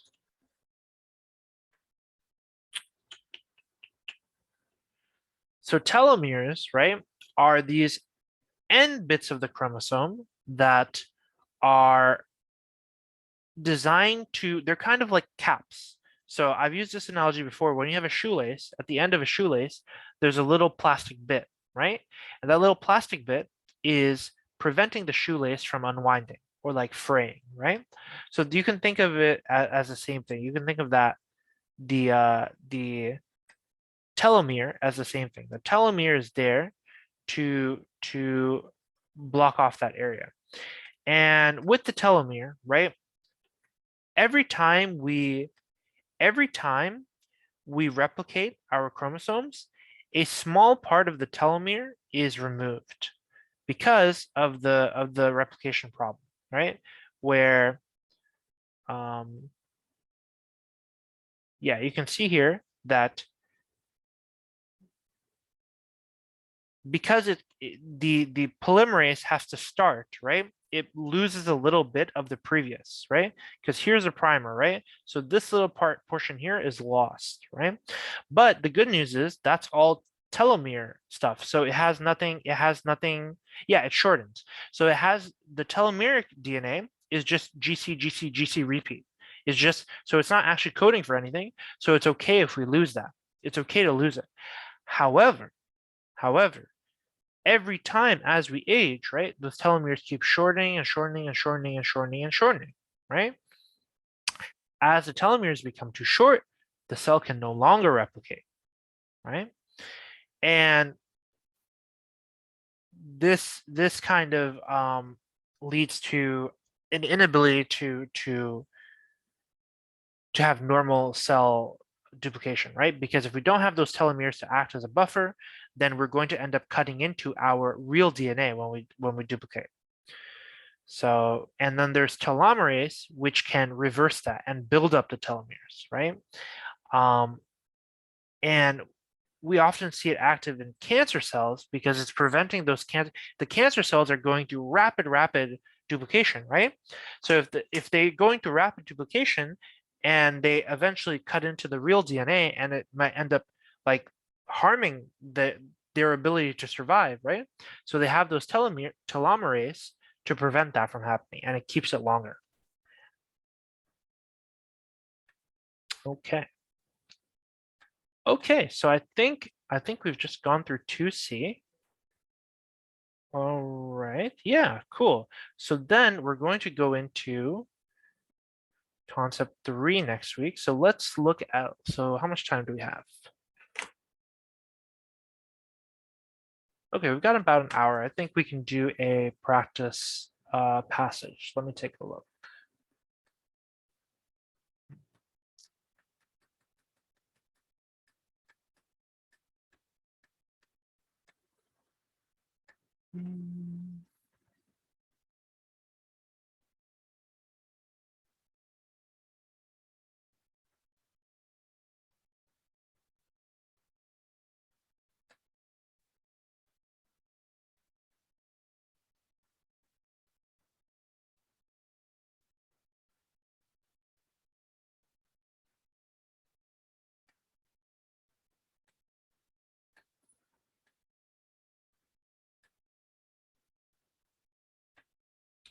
Okay, this is a nice passage. I'm gonna post this in the chat now. Oh, any questions about, what we went over today? I think the most difficult part of what we went over is the mitosis and the meiosis and the ploidy and stuff. So hopefully that made sense. Otherwise, yeah, I mean, if you have any questions now, we can ask. Otherwise, we'll get into a practice passage.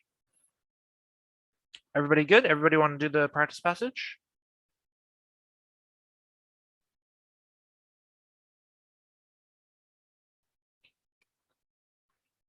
Okay.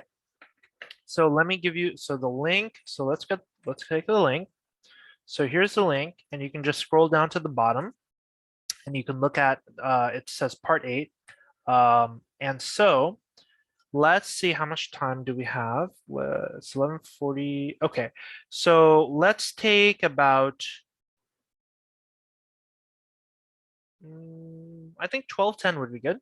I think let's take your time, tackle the passage, see what answer you can get, and let's come back at 12:10 to go through the passage.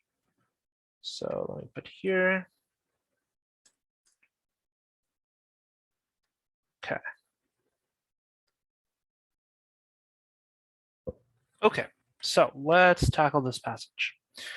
So, egg activation refers to events required for the transformation of gametes into an embryo, including the establishment of the polyspermy block, completion of meiosis, entry into mitosis, selective recruitment, and degradation of maternal mRNA and pronuclear development.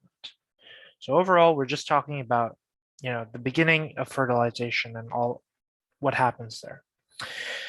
Researchers wish to determine whether fluxes in zinc concentration occur during human egg activation. Researchers first treated human eggs with the calcium transporter, calcium ionomycin, which delivers a bolus of exogenous calcium directly into the egg and bypasses the sperm-induced signaling cascades needed to elicit a rise in endogenous stores of intracellular calcium. Intracellular calcium and extracellular zinc dynamics in individual eggs were monitored by live cell imaging using fluorescent microscopy. The results were quantified and are shown in Figure 1. So this is a graph, calcium amplitude and zinc amplitude.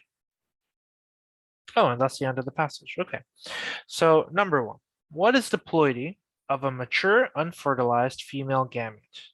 Okay, well, this has nothing, this is not really anything about the passage. It's just for us to, know, do we know what it is, right? So what's key here? Mature unfertilized female gamete, right? So that's a gamete all the way at the end of, from oogenesis, right? So what was the whole point of meiosis, right? Mitosis was 2n to 2n, just a duplicate. Sorry, mitosis was 2n to 2n, just a duplicate, whereas meiosis was 2n to n, right? And so since this is unfertilized, this should be D, right? Then we have question 2. Which of the following most accurately describes the results presented in Figure 1? Okay, so let's go back and look at Figure 1, right? And what do we see? Well, they were saying that they're injecting, they're basically allowing for calcium into the cell, into the egg, right? And then they monitor how that affects the zinc, right? So we see that as they increase the calcium, right? If so at 1, or I don't know what this is, 0.8, at 0.8, right? The zinc is at 0.6. Then for calcium at 1.3, the zinc is at, 0.7 or something. And so you can see that it's getting higher and higher and higher, right? So that's a directly proportional relationship, right?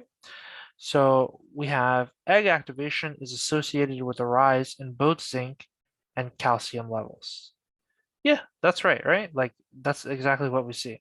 As the calcium amplitude increases, the zinc amplitude increases. So that's correct. The other ones are just, and positive correlation. Oh yeah, great, great terminology there. Yes, that's great. Oh, that's such a good thing to bring up. I want to actually just take a moment and talk about correlation. Correlation. Yeah, so they could even ask you like in even stronger terms, like what kind of correlation this is, right? So I'm so glad that you brought up correlation. Correlation is when we see, so obviously, so a measure of the extent to which two factors vary together linearly, and therefore how well they predict each other. Correlation is not a causation, right? In big caps and bold, right? It doesn't mean this graph, right, shows that as you increase calcium, the zinc is increasing. However, does that mean that increasing calcium is the direct cause of zinc increasing? It's not necessarily. It could be that calcium is just a factor that's involved in something else, and that something else is what's increasing the zinc, right? So while we can't say that this is the cause, we can't say, well, there's a correlation. As we do see that as we increase calcium, it does increase zinc, but is that the direct cause? We don't know yet. We do know there's a correlation, a relationship, that something is happening, right? So you can describe those relationships, like she said, a positive correlation. A positive correlation is this kind of linear example, right? As X increases, Y increases, right? And you can describe the strength of the correlation through a value called the R value, right? So the R value is basically from 0 to 1, where 0 would be no correlation, 1 would be a strong correlation, like almost a directly linear relationship, right? So, and then the opposite of a positive correlation would be a negative correlation. That, well, as we see, so for example, if we were going with the zinc idea, right? Well, as we increase calcium, we see that the zinc decreases. That would be a negative correlation. It's still a correlation because there's a relationship happening, right? So thank you so much for bringing up correlation. That is a perfect thing to talk about. So yes, so it does seem like this is a positive correlation, right? Egg activation. Good. So now, 3. Which of the following processes assists in preventing polyspermy? So if you didn't know what polyspermy was, you might think about it, well, poly is many and sperm is sperm, right? So many sperm. And then, so the whole passage is talking about, eggs, right? And transformation of gametes into an embryo. So you could, and including establishment of the polyspermy block, completion of meiosis, et cetera, et cetera. So from all these context clues, you could pick up probably that polyspermy is referring to preventing multiple sperm from fertilizing one egg, right? So what process assists in preventing polyspermy? Fertilization is the egg and the sperm coming together, but is that talking about how we prevent more sperms from coming in? Not necessarily. I mean, it's not a terrible answer. If there's not a better answer, then we could go with this, but it's not a, I don't like this answer because it's not specific enough. So let's keep going. Acrosomal reactions. Acrosomal reactions are good. They talk about how when the sperm comes in, they burrow into the membrane of the egg, right, to get in, right? That's the acrosomal reaction, but that's not actually what's preventing polyspermy, right? If there was just acrosomal reaction, any sperm can do the acrosomal reaction and get in, right? Cortical reactions are the follow-up, right? After the acrosome reaction, after the sperm gets in, then we have a cortical reaction that is the thickening of the membrane of the egg, right? So let's see, acrosome. So after the acrosomal process, right, that allows these cortical granules to come out, and then that's the cortical reaction, and that thickening prevents more polyspermy, prevents polyspermy essentially, right? Cortical reaction results in the release of enzymes that harden the zona pellucida and prevent polyspermy. So before it was soft and a sperm could get in. After sperm gets in, it's closed, right? We secrete these enzymes and we block it off. So that's polyspermy. So the cool thing is, like, as you're studying, right? Maybe we did go over this, right? We went over fertilization, we went over the acrosomal reaction. Maybe you didn't quite catch the cortical reaction, right? Maybe we glossed over it a little bit, right? So as you're doing your questions, you'll go back and see, oh, I didn't quite catch this, right? So that's why your questions are important, to poking holes on like what you understood and what you didn't understand, right? So it's got to be the cortical reaction. Mitosis is not happening in polyspermy. Mitosis is not happening in the egg cells anywhere near fertilization, right? It's happening way during fetal growth, right? During the embryo stage. Okay. So question 4, why did the researchers use calcium ionomycin? Well, let's go back and read what calcium ionomycin does. Researchers first treated human eggs with a calcium transporter, which delivers a bolus of exogenous calcium directly into the egg. Bolus of calcium directly into the egg and bypasses the sperm-induced signaling cascades needed to elicit a rise in endogenous stores of intracellular calcium. So this is basically just long-windedly saying sperm can induce signaling to get calcium levels in the cell higher, but we can just use a calcium transporter to deliver the calcium directly into the egg without the sperm, right? So what do they have here? A, it fertilizes the egg, inducing a rise in intracellular calcium. Well, it is inducing a rise in intracellular calcium, but it's just a calcium transporter. It has nothing to do with fertilization of the egg, right? So that part is wrong.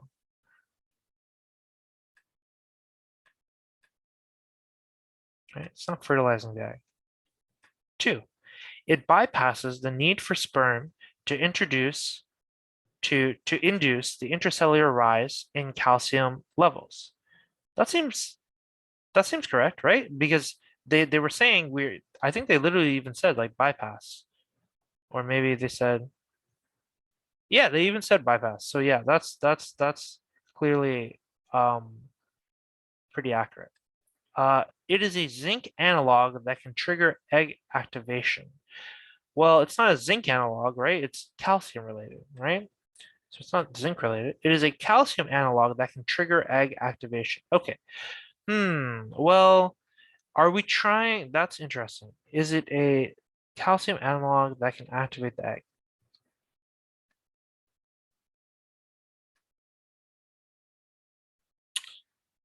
Fluxes in zinc concentration during human egg activation. During, right?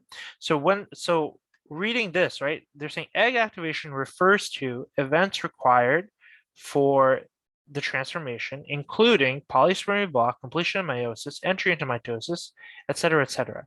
It doesn't specifically call out anything about zinc or calcium here. And then they say that we want to determine what's happening during egg activation. So the egg is already activated, right? So this is not about this is not about triggering egg activation. So for those reasons, it should be B.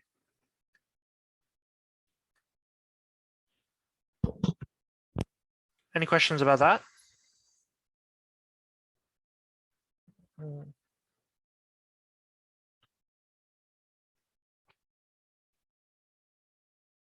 Yeah, sometimes this was like an easier question. Sometimes it's there, but it's not always that simple. I feel like in a real passage they wouldn't repeat the word bypasses. That's the one thing that I would mention. I think they wouldn't directly repeat the word bypasses. Okay, question number 5. Which of the following is not true of gamete production in females? Okay, so when you have a not true, right, that's like a little bit of a tougher question because you need to evaluate every single choice. You're basically, instead of, in this question number 4, you were tested on one fact. Question number 5, you're being tested on 4 facts, right? So this, I consider these questions to be like almost 4 times harder than a normal question, right? A not true question. But you just take it a step at a time and you see like, okay, let me understand, what I understand about this. So not true. And also another thing I like to do is make sure to kind of highlight the not true. Because, oh man, you just hate it. You hate it when you read this and then you forget that you're looking for not true, and then you just pick a true answer. God, that's the worst. So you make sure you want to highlight not true or do whatever you have to do to remember you're looking for not true. And the other thing that I like to do is on the side, I'm going to write true or false. So that way it's going to be easy to remember what kind of question it is, because there should be 3 true and 1 false, or 3 false and 1 true. And then, I'm not going to get tripped up on, am I looking for true or false? Regardless of the question, I'm not even looking at the question anymore. I'm just evaluating these statements as, are they true or are they false, right? So a diploid cell ultimately results in the formation of a haploid cell, right? And they're saying gamete production in females. So gamete production in females, is that true? A diploid cell ultimately results in the formation of a haploid cell. What do you guys think? Is that true or is that false?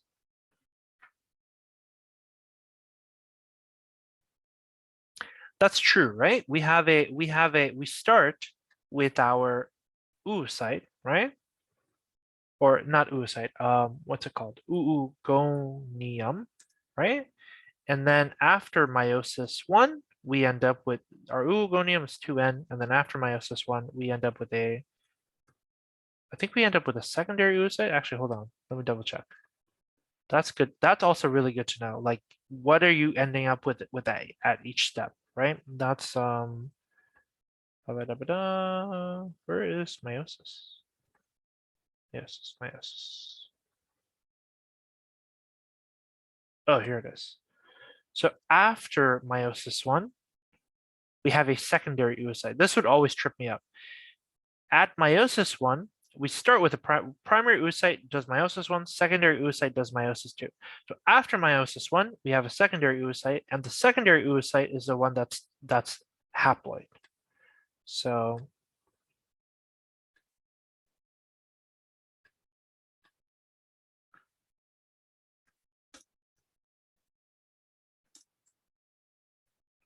right, so because of this fact, we can label letter A as true, right? B, the process begins at the onset of puberty. What do you think? False. Already determined before birth. Right? Because we talked about how you're already making, right, for the oogonium, the oogonia is already becoming a primary oocyte before birth, right? So already this is false, right? Let's keep going through the others. The process involves both mitosis and meiosis. Is that true? Gamete production in females.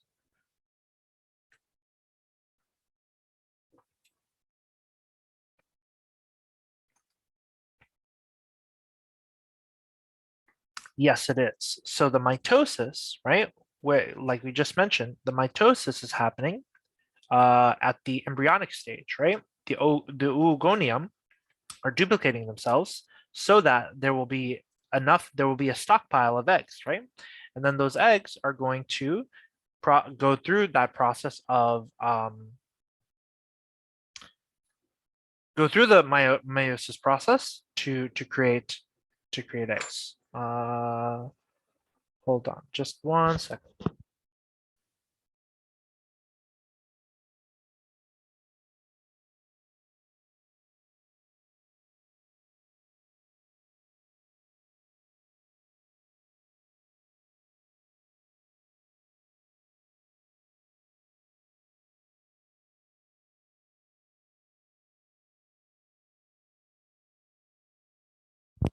Okay, right. So we determined that C is true, right? Now, D, the process produces polar bodies. Is that true? Right? Yeah, that's true, right? Because we saw when they were splitting up that they were making polar bodies. So even if I forgot what the question was, I can see that the odd one out is B, and so B is the correct answer, right? Good. Now, so yeah, we're done with the passage. So we had said N, D, we said D, we said A, we said C, DAC, DACB, DACBB, DACBB. Yep. So all good there. No, any questions about the passage? A little bit of an easier passage, but I mean, for straight bio passages, this is sort of, if it's not an experimental bio passage, like if it's not like digging into an experiment, this is basically what you can expect, right? It's like, do you know about it, right? Do you know the ploidy? Do you know how meiosis works? Do you know how the anatomy works? That's it, right? It's not that bad for biology. Okay. Standalone questions and answers, right? Let's see. Which of the following make up the HPG axis?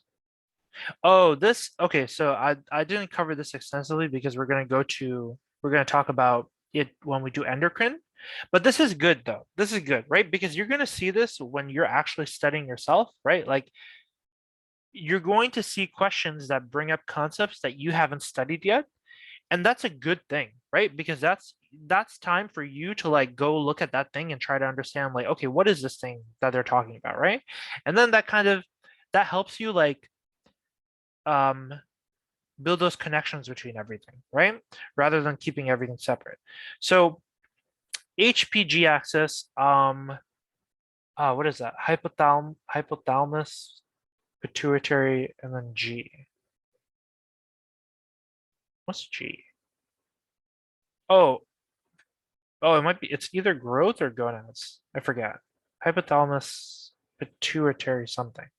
So which of the following make up the HPG axis? So Let's see what the HPG axis actually is, because I don't remember.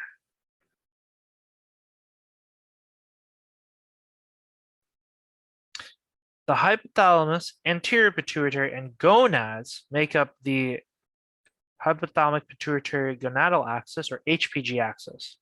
Releases a hormone called gonadotropin releasing hormone, which acts on the anterior pituitary gland. In response, the anterior pituitary gland secretes follicle stimulating hormone and luteinizing hormone. And more information on the endocrine system. Okay, yeah. So this is just like a little bit of a relationship, because we talked about luteinizing hormone and that spike, right? That spike that is going to cause ovulation, right? But that's more on the end of endocrine, but still, you can see that they're just giving you a little introduction that gonadotropin releasing hormone is going to cause these two hormones, right? And these two hormones, the luteinizing hormone is going to lead to ovulation, and the follicle stimulating hormone either matures that follicle, that oocyte, right? So the secondary oocyte will become a mature follicle once influenced by FSH, and FSH also is in charge of sperm production.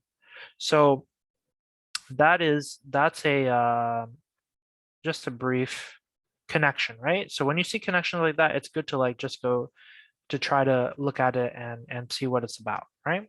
So in this case, which of the following make up the HPG axis? It's gonadotropin releasing hormone, luteinizing hormone. They haven't included follicle stimulating hormone here, but 1 and 2 are HPG. Growth hormone releasing hormone is not part of the HPG axis. So we've got 1 and 2. 2, what is the function of trophoblast cells? Ah, okay, so this is cool. Oh, this is a good question. Oh, yeah, this is a good question because we talked about it, but maybe not directly, right? So the function of trophoblast cells. First off, do you guys remember what these cells are? First of all, do we see anything with the word blast in it today? Right? Let's try to piece it together. Let's try to use our clues, right? What do they mean by blast? Was there anything with blast, right? When we were talking about, is it to make? I don't know what it means by Latin, but I'm just saying that we saw a term today that included the word blast in it, right? A structure.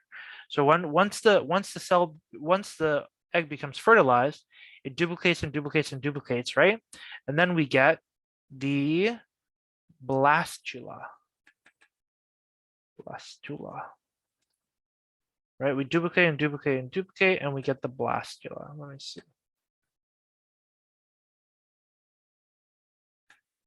Yeah. So we get a blastula, right?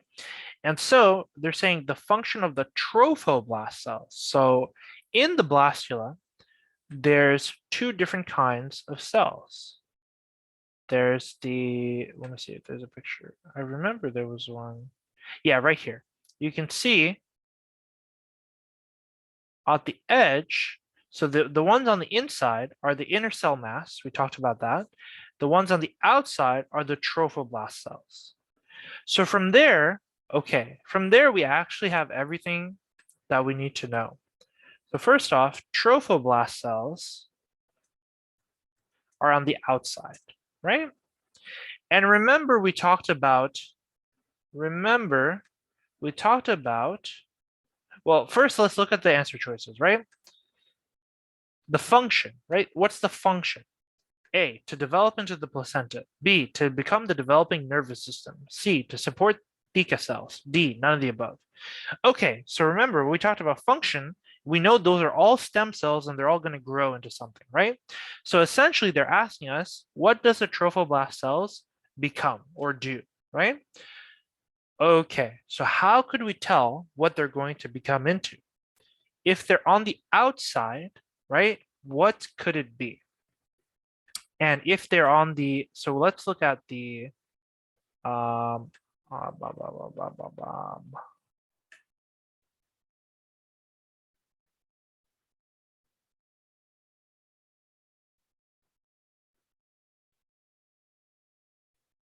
is this the picture I want? Yes.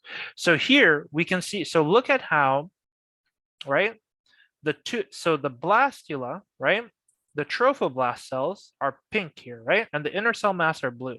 Why? Because they're going to grow into different things, right? They're going to grow into different things. They're going to give rise into different things. So we see that the blue inner cell mass cells are pluripotent. What do we say was pluripotent? Pluripotent stem cells, right? Multipotent stem cells become specific things. Pluripotent stem cells can become any cell of the body, right? So now between pluripotent stem cells and the trophoblast stem cells, right? The trophoblast stem cells, here's something to understand, right? From the morula, right, to here, right? The trophoblast cells are how do I explain this, right? Which one is more specialized? The trophoblast cells or the inner cell mass, right? Because all these cells are starting pink, pink, pink, pink, pink, pink, and then this group becomes blue. So this group, the inner cell mass, became more specialized, right? Whereas the trophoblast cells are still that very, very like highest order of stem cell. So that highest order of stem cell, what did we call it? It's able to make all cells, the total cells, right? So we call that the totipotent. So what was the difference between the pluripotent, the blue cells here, and the totipotent, right? So here's a question. What is the difference between, so we've got that the trophoblasts are totipotent, right?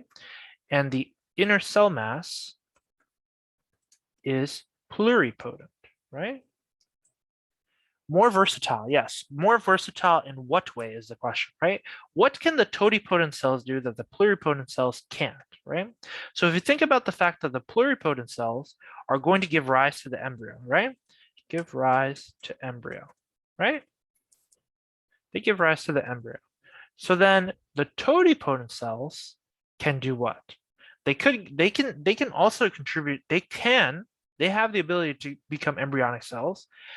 However, they also have the ability to become non-embryonic cells, right? Unlike the ICM, unlike the inner cell mass. The inner cell mass has already committed to becoming an embryo. The trophoblast cells have not committed to becoming an embryo, so therefore they can create non-embryonic cells. And in the environment of fertilization, right? Can you think of any non-embryonic tissue that is there? What's the non-embryonic tissue that's there that's nourishing the fetus into a child? There's an I guess it's an organ, right? It's an organ, yeah. The trophoblast is actually going to give rise to the non-embryonic. No, the neural tube. So the neural tube is part of the inner cell mass, right? Because it's part of the embryo. So that is, well, okay. So there is some, hold on. I think you're partially right because there is some,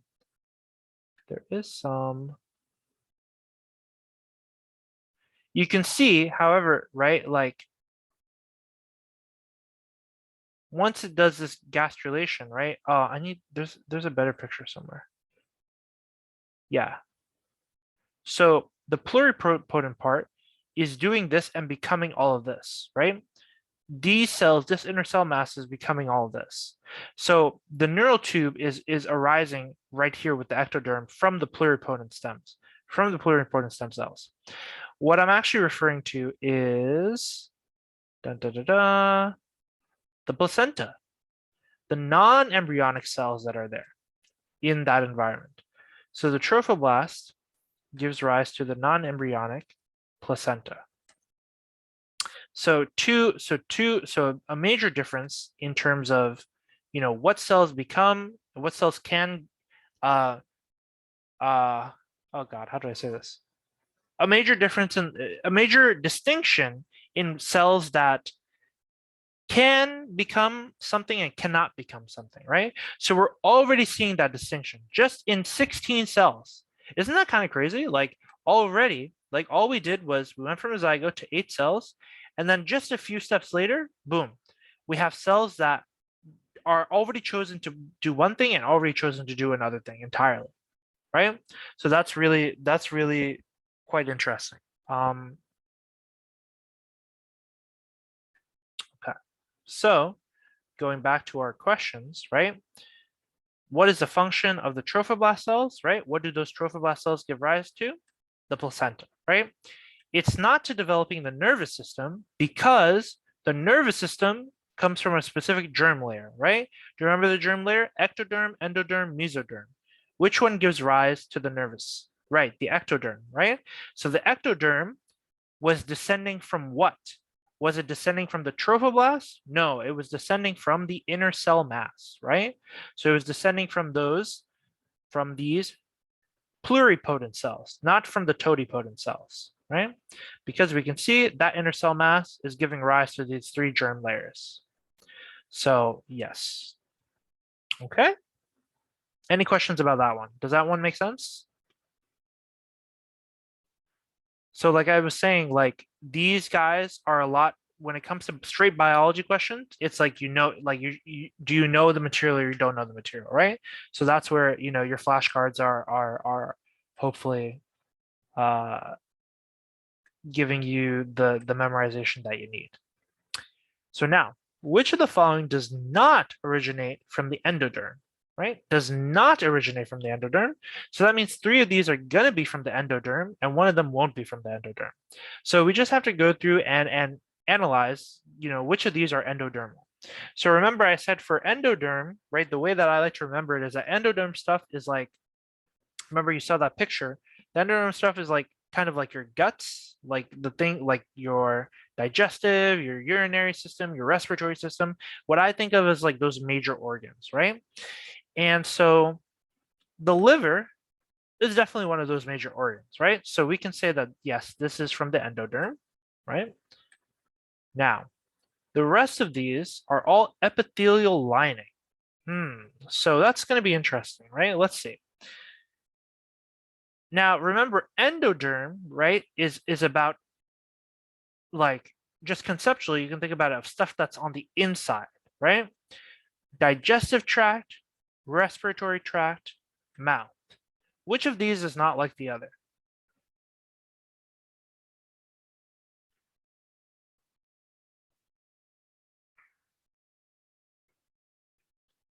Mouth, exactly, right? The digestive and the respiratory are visceral. They're on your inside, but the mouth is on the outside. Do you guys remember what system is actually making the epithelial lining of the mouth? Right? If the endoderm is inside and the mouth is outside, then which germ layer is making the mouth?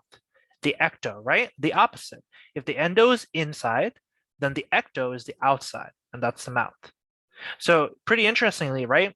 That you'll notice that, if we draw like a human, this is not a human, this is just like a tube, right? This is just a tube, right? And then on the front end and the back end, right, at the mouth and at the anus, right, we have, I'm just drawing, this is like the opening, right? And then this is the exit, right? So those parts in blue are made by the ectoderm because they're actually on the outside.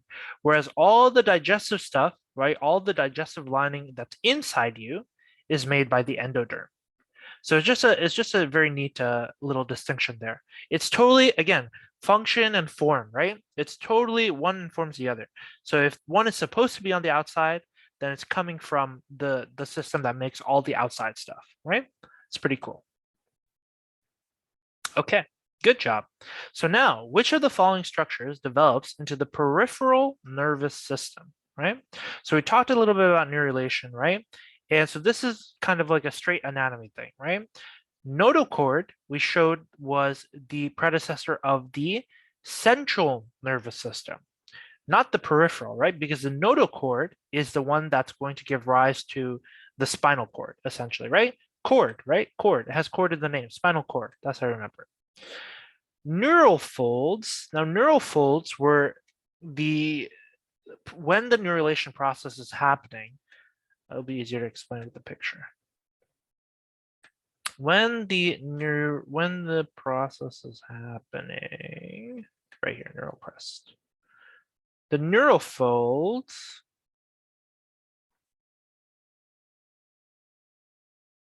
I believe the neural folds are just referring to to this infolding, right? To the infolding happening here, right? This is kind of the fold. And the folding is just leading to the neural tube. So again, this is not that's not the PNS yet, right? So what is the PNS? Well, it's and so then we have the neural tube, right? And the notochord is related to the neural tube, right? So the neural tube, oh, I'm sorry, I misspoke. The notochord is the thing below that's going to pull down the neural tube, right? The notochord is this little red dot, right? That pulls it down. And the neural tube is what becomes the spinal cord. So so all of these three things are related to the CNS, right? Only C is actually related to the PNS because the neural crest cells are the little scattered cells that we see around it, right here, the little purple like raindrops, right?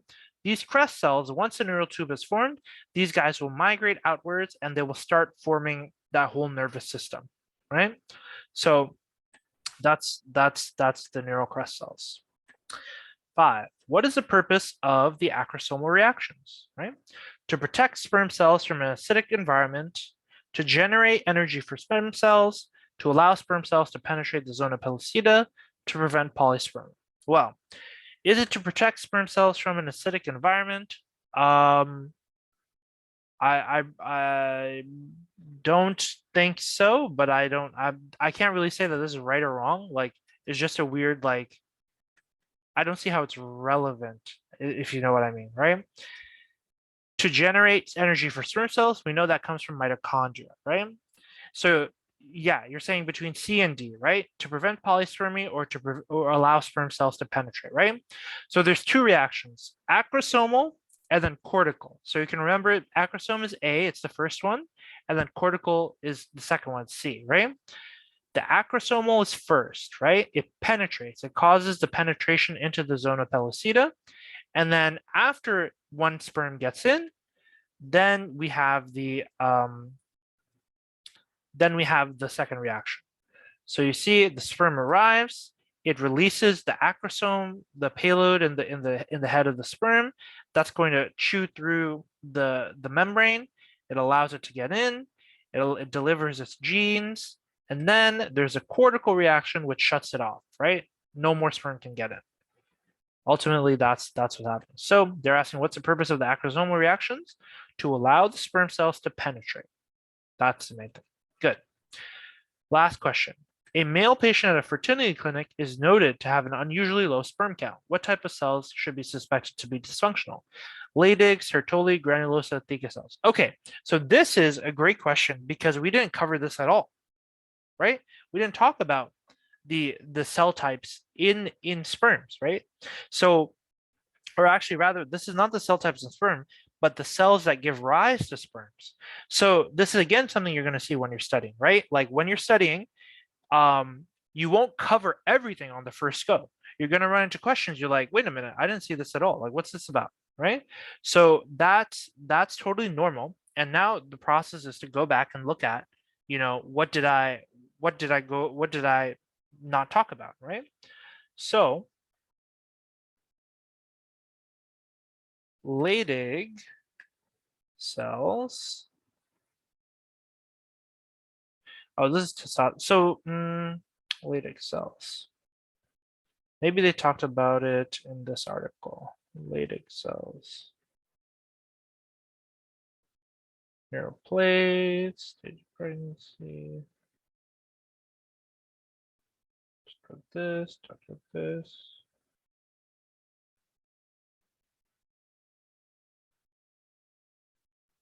Maybe over here. Yes, so spermatogenesis is the process through which sperm are formed in the seminiferous tubules of the testes, being the male gonads. A diploid spermatogonium undergoes mitosis to form a diploid primary spermatocyte.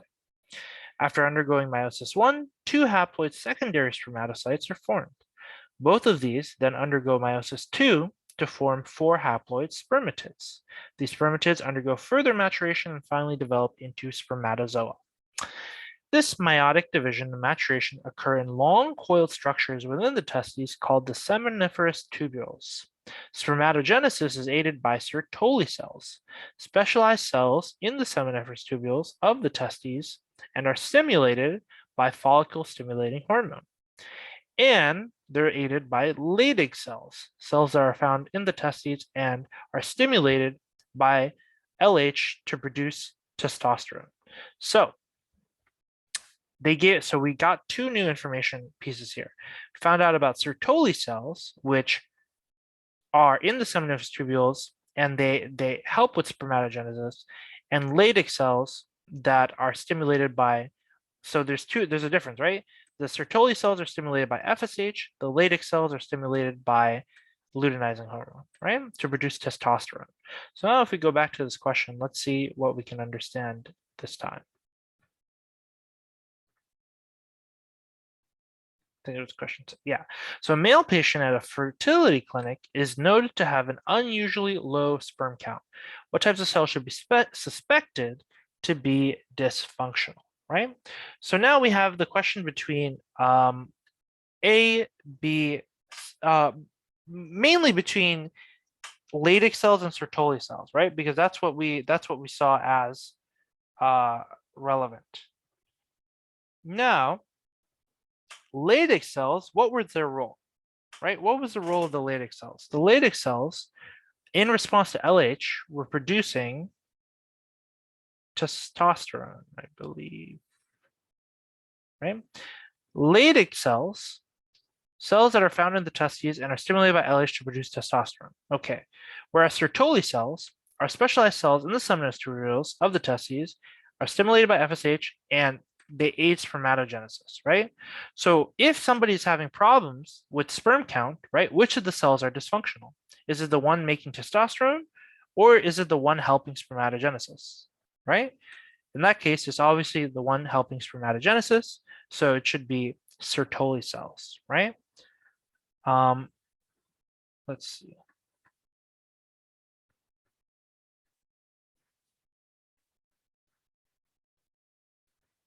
Sertoli cells. Okay, so let's look at, and so now another thing though, right? We see something about theca cells. We don't know what theca cells are. Let's look at theca cells, right? Because when we don't know, if you see an answer and you don't know what it is, you should look it up. Because you never know when it will be the right answer, right? And so we see that follicles, right? When we talk about theca cells, they're talking about granulosa cells and theca cells. These are actually not sperm related. These are oocyte related, follicle related, right? So these are the analogous ones, but in the follicle rather than in the spermatocytes. Okay, so cool. So let's just make sure that our answers are correct. It was gonadotroping and luteinizing, so that was C. Then we said CA, CAD, CADC, CADCC, CADCCB, CADCCB.